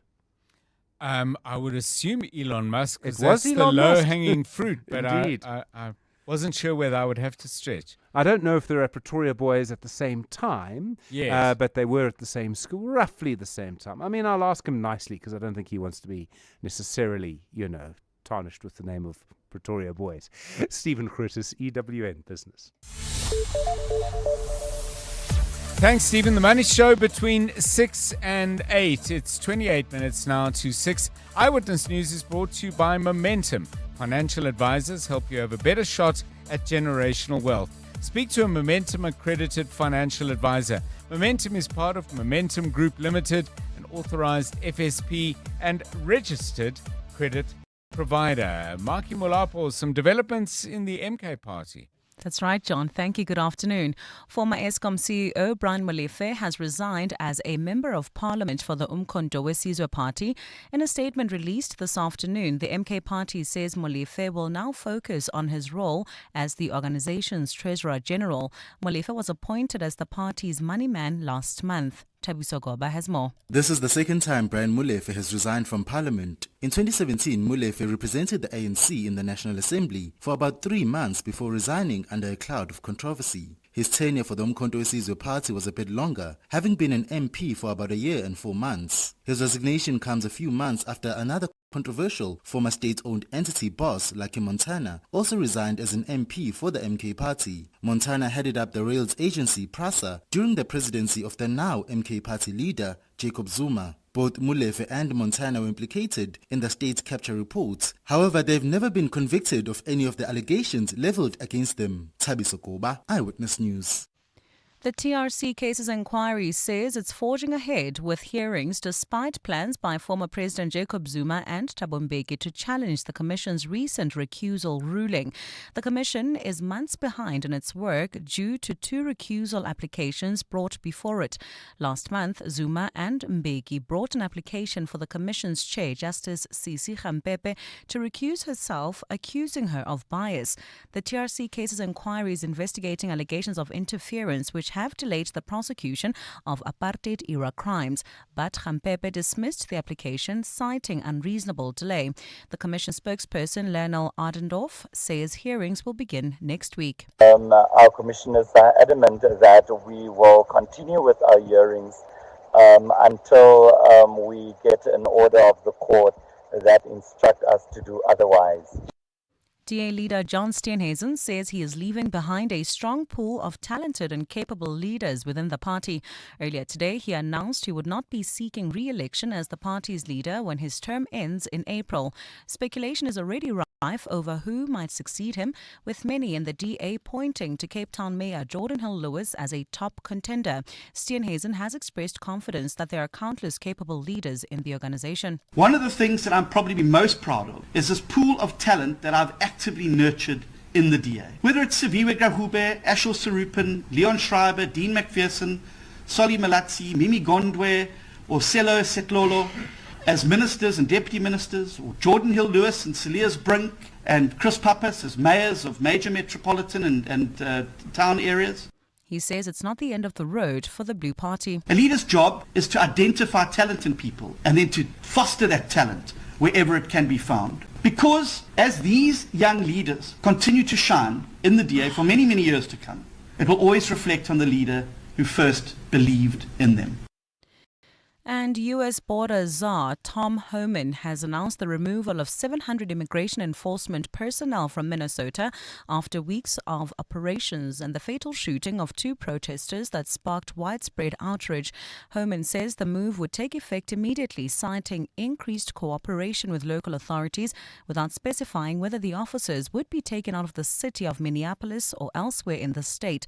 Explaining the decision, Homan says there are now more officers taking custody of criminal aliens directly from the jails rather than detaining them on the streets, efforts that require significantly fewer personnel. Given this increase in unprecedented collaboration, and as a result of the need for less law enforcement officers to do this work in a safer environment, I have announced effective immediately we will draw down 700 people. Look at your weather. A fine start. Otherwise, it's said to be a partly cloudy Thursday for Gauteng tomorrow. Temperatures will drop to overnight lows between 16 and 18 degrees and peak at highs of 30 and 31 degrees. In Groenkloof, Pretoria, traffic sluggish on George Storer. This is between Tutoy and the Fountain Circle. Driving through Parktown, Joburg CBD, expect about a 20-minute delay on the M1 southbound from Killarney Bends to the Crown Interchange. And in Linwood, bumper-to-bumper traffic on Linwood on Lone Hill Boulevard between Winnie Mandela Drive and Main Road. The top story in Eyewitness News. Former Eskom CEO Brian Molefe has resigned as a member of parliament for the Umkhonto weSizwe Party. They say the early bird catches the worm. Great advice, unless you're the worm. Generic so-called wisdom doesn't work for everyone, so I settle for a financial plan that's one size fits some. Momentum accredited financial advisors take the time to get to really know your unique situation. Advice meets your context. Momentum, your journey to success. Momentum is part of Momentum Group Limited, an authorized financial services and registered credit provider.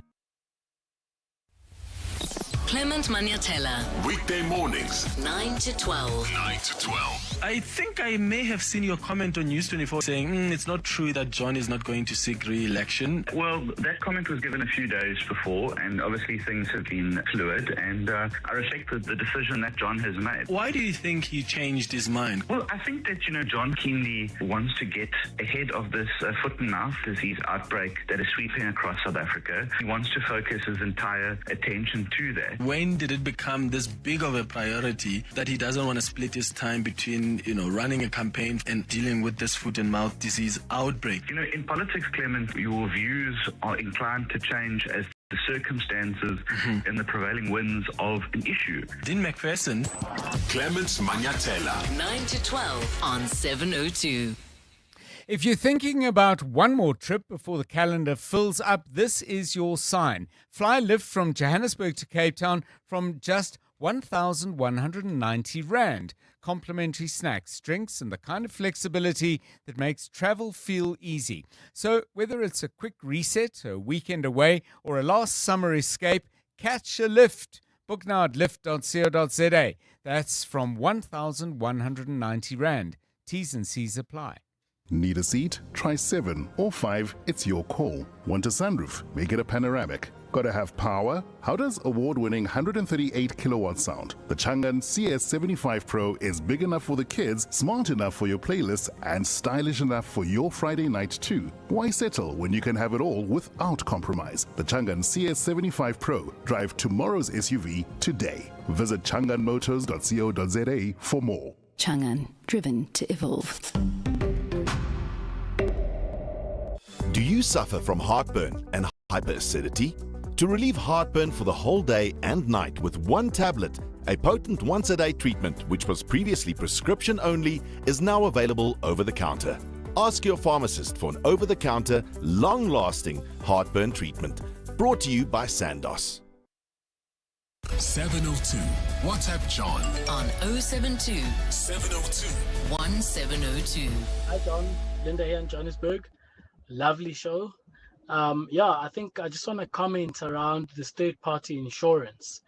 John, I think it should be mandatory for all motorists to have third-party insurance, not only to aid the RAF. I think it'll help people drive more responsibly, because one, it would then be illegal to not have that third-party insurance in the event that you have an accident that you have caused. And I think more than anything, it would also help the poor lives that are lost on the road, be it to bus accidents, taxi accidents, that horrible accident with the kids the other week. At least there would be some sort of claim that would not wait for this defunct RAF. Yeah, thank you. A lot of people starting to weigh in on, whether we need third-party insurance and how it should be implemented. I'm keen to know, though, when did we stop having it? I'll Google if I get a chance, but if you know, give me a call, 011 883 0702 and 072 702 1702. 18 minutes to 6. Let's catch up with sport. EWN Sport. Yeah, lots of football tonight, and of course the Blitzboks are out in Australia for the next round of the HSB Sevens. Absolutely, John. And we start with the Nedbank Cup round of 32 that begins this evening. That was defending champions Kaizer Chiefs up against Stellenbosch, who are now coached by their former coach Gavin Hunt. Cedric Kaze has defended the Glamour Boys' run of 4 consecutive 1-0 wins since the start of the year. That's despite the club boasting a roster that features 8 forwards. We had so many injuries and important offensive players like Lily Paul, like Cirino, and you have probably one of your best offensive players being injured. You take a ball. I'm pretty sure that with the games progressing, we will get better. You know why we'll get better? Because now we have players that are coming back from injury. Mamelodi Sundowns clash with Gomora United, looking to silence the doubters, having lost to Al Hilal in the CAF Champions League and falling behind in the Betway Premiership title race. And while the Brazilians are favoured on paper, Miguel Cardoso has emphasised humility as they look to win this trophy for the first time since 2022.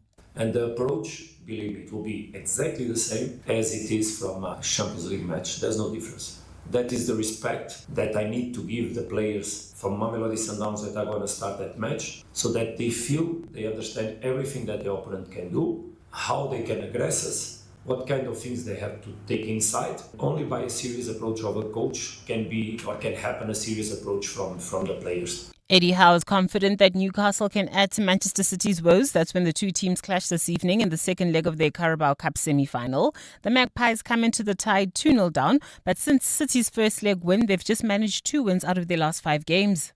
No, I think we very much have to have that belief. I think the second goal in the first game was obviously a big disappointment for us coming so late. But no, we still believe, and we have to believe we've got the players that can go to any stadium in the world and perform and score goals. So I think collectively there's that spirit within the group is there. It's going to be an almighty challenge, and there's no bigger challenge than Manchester City away. I think we say that every time we play them, but we believe in ourselves and we're going to give it a good go. And Siviweso Izwapi will play his 62nd World Series tournament this weekend. That's where, as he equals the tally of Blitzbok head coach Philip Snyman. Redemption will be the aim for South Africa as the HSBC 7 Series makes a stop in Perth. That's after they finished 4th in Singapore this past weekend. The dangerous thing with this type of format with 8 teams is that we play each other so much that we kind of study each other so much and we know exactly what's coming.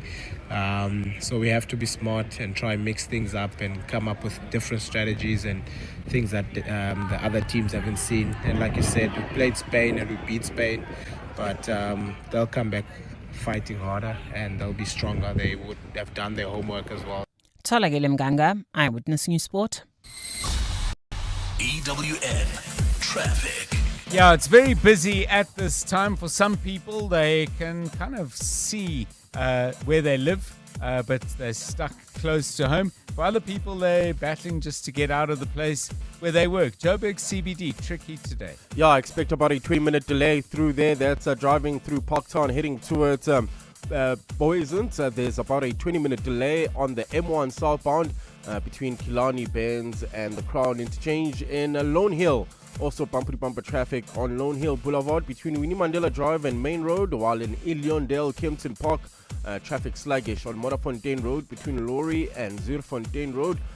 In Marlborough Alex, heading towards Germiston, you can also expect some delays N3 South from the Butlu Interchange all the way to Van Buren. Boksburg, traffic remains heavily backed up heading towards Brakpan. This is on the N17 eastbound. This is between Rondebolt and Rangeview Road. And finally, in Edenvale, traveling towards Bedfordview, R24 westbound, traffic sluggish. This is between Edenvale Road and the Kilulis Interchange. If you come across any other traffic issues, please WhatsApp us on 072 702 1702. There's more EWN on air, online, and on the EWN app. Stay with 702 Afternoon Drive with John Perlman. Brought to you by Telkom Business. Possible begins here. You're with John Perlman on 702. 702 Drive. Let me just share this with you from Pamela, who responds to our interview with Mr. Rousseau from the Southern African Agricultural Initiative. And she says, John, I understand the frustration of farmers about FMD, but the situation has been developing over decades. And SAAI as an organization is spreading misinformation about centralization of vaccination. I heard my colleague Dr. Gideon Bruckner talking to Mandy today, giving a fair and accurate summary. So if you want to catch up with that interview, I must admit I didn't catch it myself, so I'll do a little homework sometime later in the day. But just remember, all our interviews like that one, you can get on primemediaplus.com. So Mandy's conversation with Dr. Bruckner will be there, plus everything else she did earlier in the day on 702 on the Midday Report. It's 12 minutes now to 6. John is on X. At John Perlman. So, time for some music. We look for various things we can throw out by way of musical themes. Today, we came up with something I'm not exactly sure why, because it's only Wednesday, but songs that either reference or are about or have in the title or somewhere in the lyrics references to drinking and alcohol. So no songs about fruit juice that I'm aware of, although there probably are one or two. I'll Google. If there are enough, we'll make it a theme. Songs about alcohol. It is a theme in popular music of all kinds. Jonathan Fairburn, and you've got something to get us going. Yeah, I mean, music, there's many themes that musicians come up with and write about, and alcohol references is one of them. So we decided to come up with that this afternoon. And maybe, because it is Wednesday, maybe midweek we need a drink to reach to the end. I'm just joking. But Yeah, I mean, my pick for today is a great song by a musician called Chris Stapleton called Tennessee Whiskey. A really chilled, laid-back kind of song. Gets you in the mood. And I mean, there's many other songs as well. I mean, remember that song, the Pina Colada song? Yes. Which is, I think, written in the late 70s, if I recall. Yeah, and was widely ridiculed. I can't remember where. There was people either loved it or absolutely hated it. What is if you like Pina Colada and taking walks in the rain or something? Yeah. Oh, so that song actually turned out to be he was having an affair. Oh, and then he had met a person, I think, who he was writing to. And they decided to meet at the bar. And it turned out, I think, to be his wife, who was also unhappy. Correct me if I'm wrong. It was in 1979, way before I was born. But yeah, let's kick off with Chris Stapleton, Tennessee Whiskey.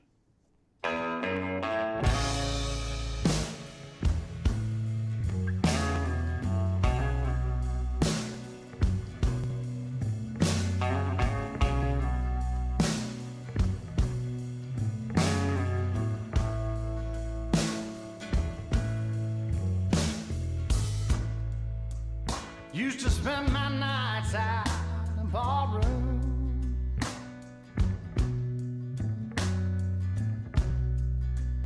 Liquor was the only love I'd known.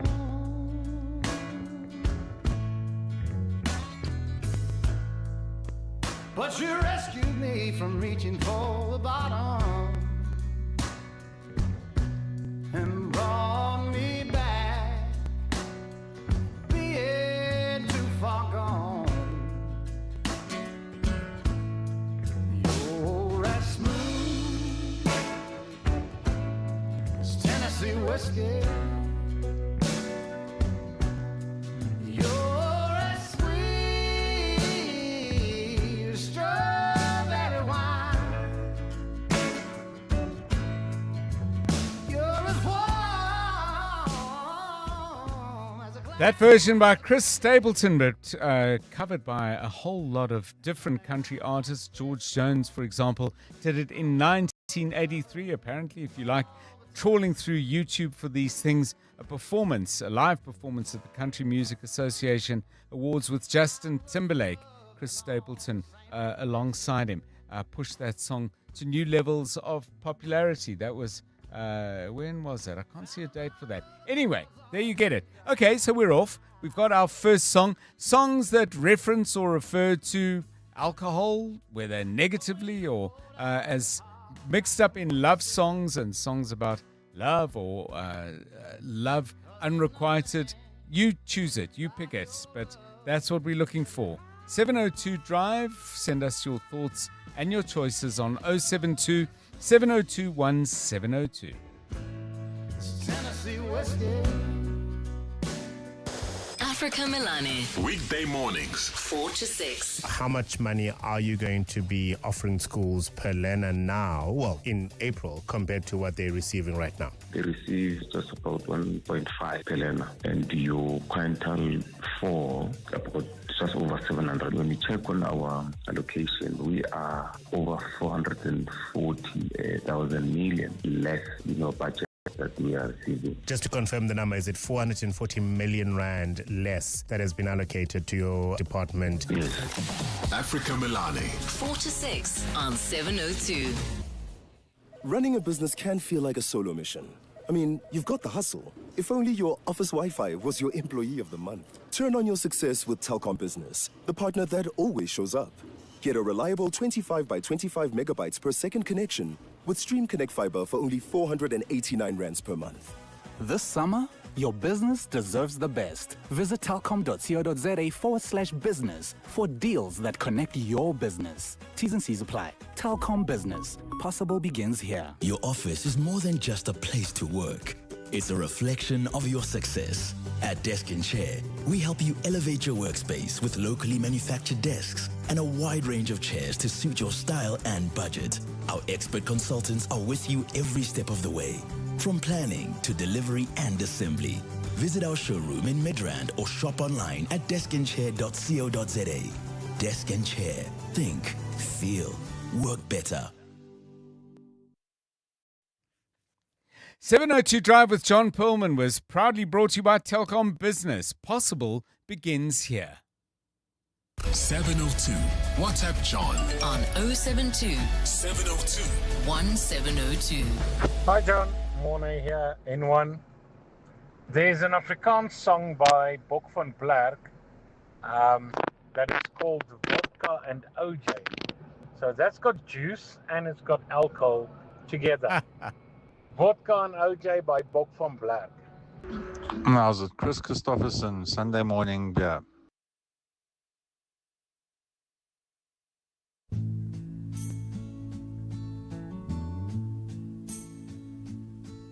Well, I woke up Sunday morning with no way to hold my head. It didn't hurt.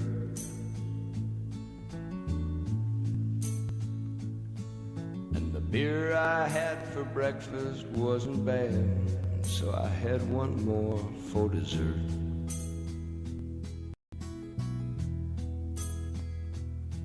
Then I fumbled through my closet for my clothes and found my cleanest dirty shirt.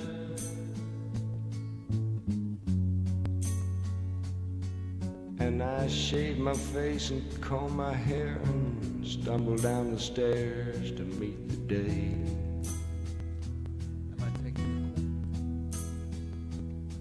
I'd smoked my brain the night before on cigarettes and songs that I'd been picking. Sunday morning coming down. Chris Christopherson.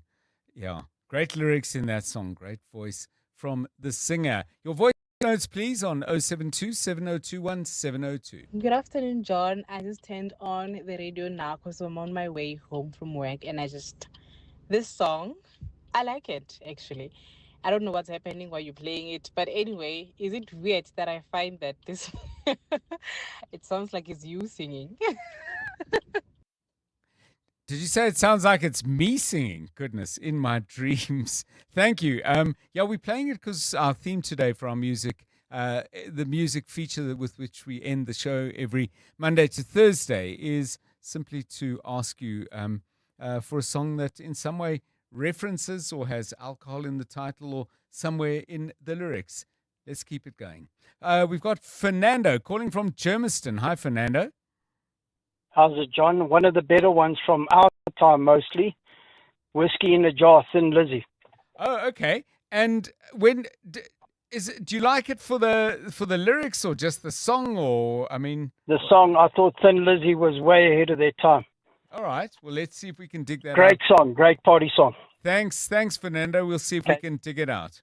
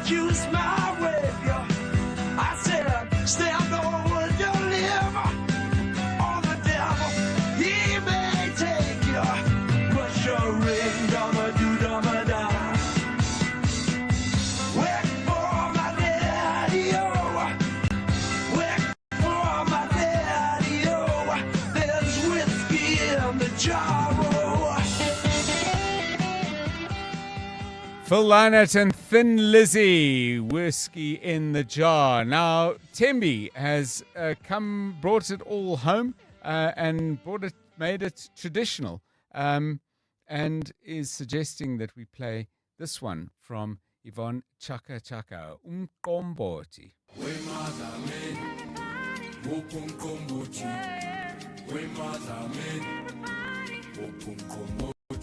I work hard every day to make my beer. Wake up early every morning to please my people with African beer.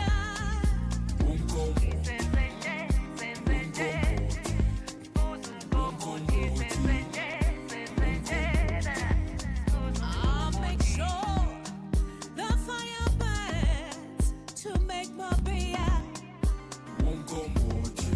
My special beer, Umqombothi, is African beer. Everybody, come and drink my Yvonne Chaka Chaka, Umqombothi, right here on 702 Drive. We've come to the end of the show. Plenty of good radio ahead, though, on 702. Stay with us for the rest of the evening. I'm John Perlman. Good night. to make us happy every weekend. And now, The Money Show. With Stephen Grootes, live on 92.7 and 106 FM. Streaming on the Prime Media Plus app. And DSTV channel 856. The Money Show with Stephen Grootes is brought to you by Absa Corporate and Investment Banking, balancing economic growth with ecosystems. That's how they're invested in your story. Good evening. On your Money Show tonight, South Africa finally joins the African Export-Import Bank and gets access to another $8 billion in investments. Donald Trump signs an extension to AGOA, but only until the end of December. The Minister of Small Business Development, Stella Ndabeni Abrahams, is on the show tonight about funding for SMEs.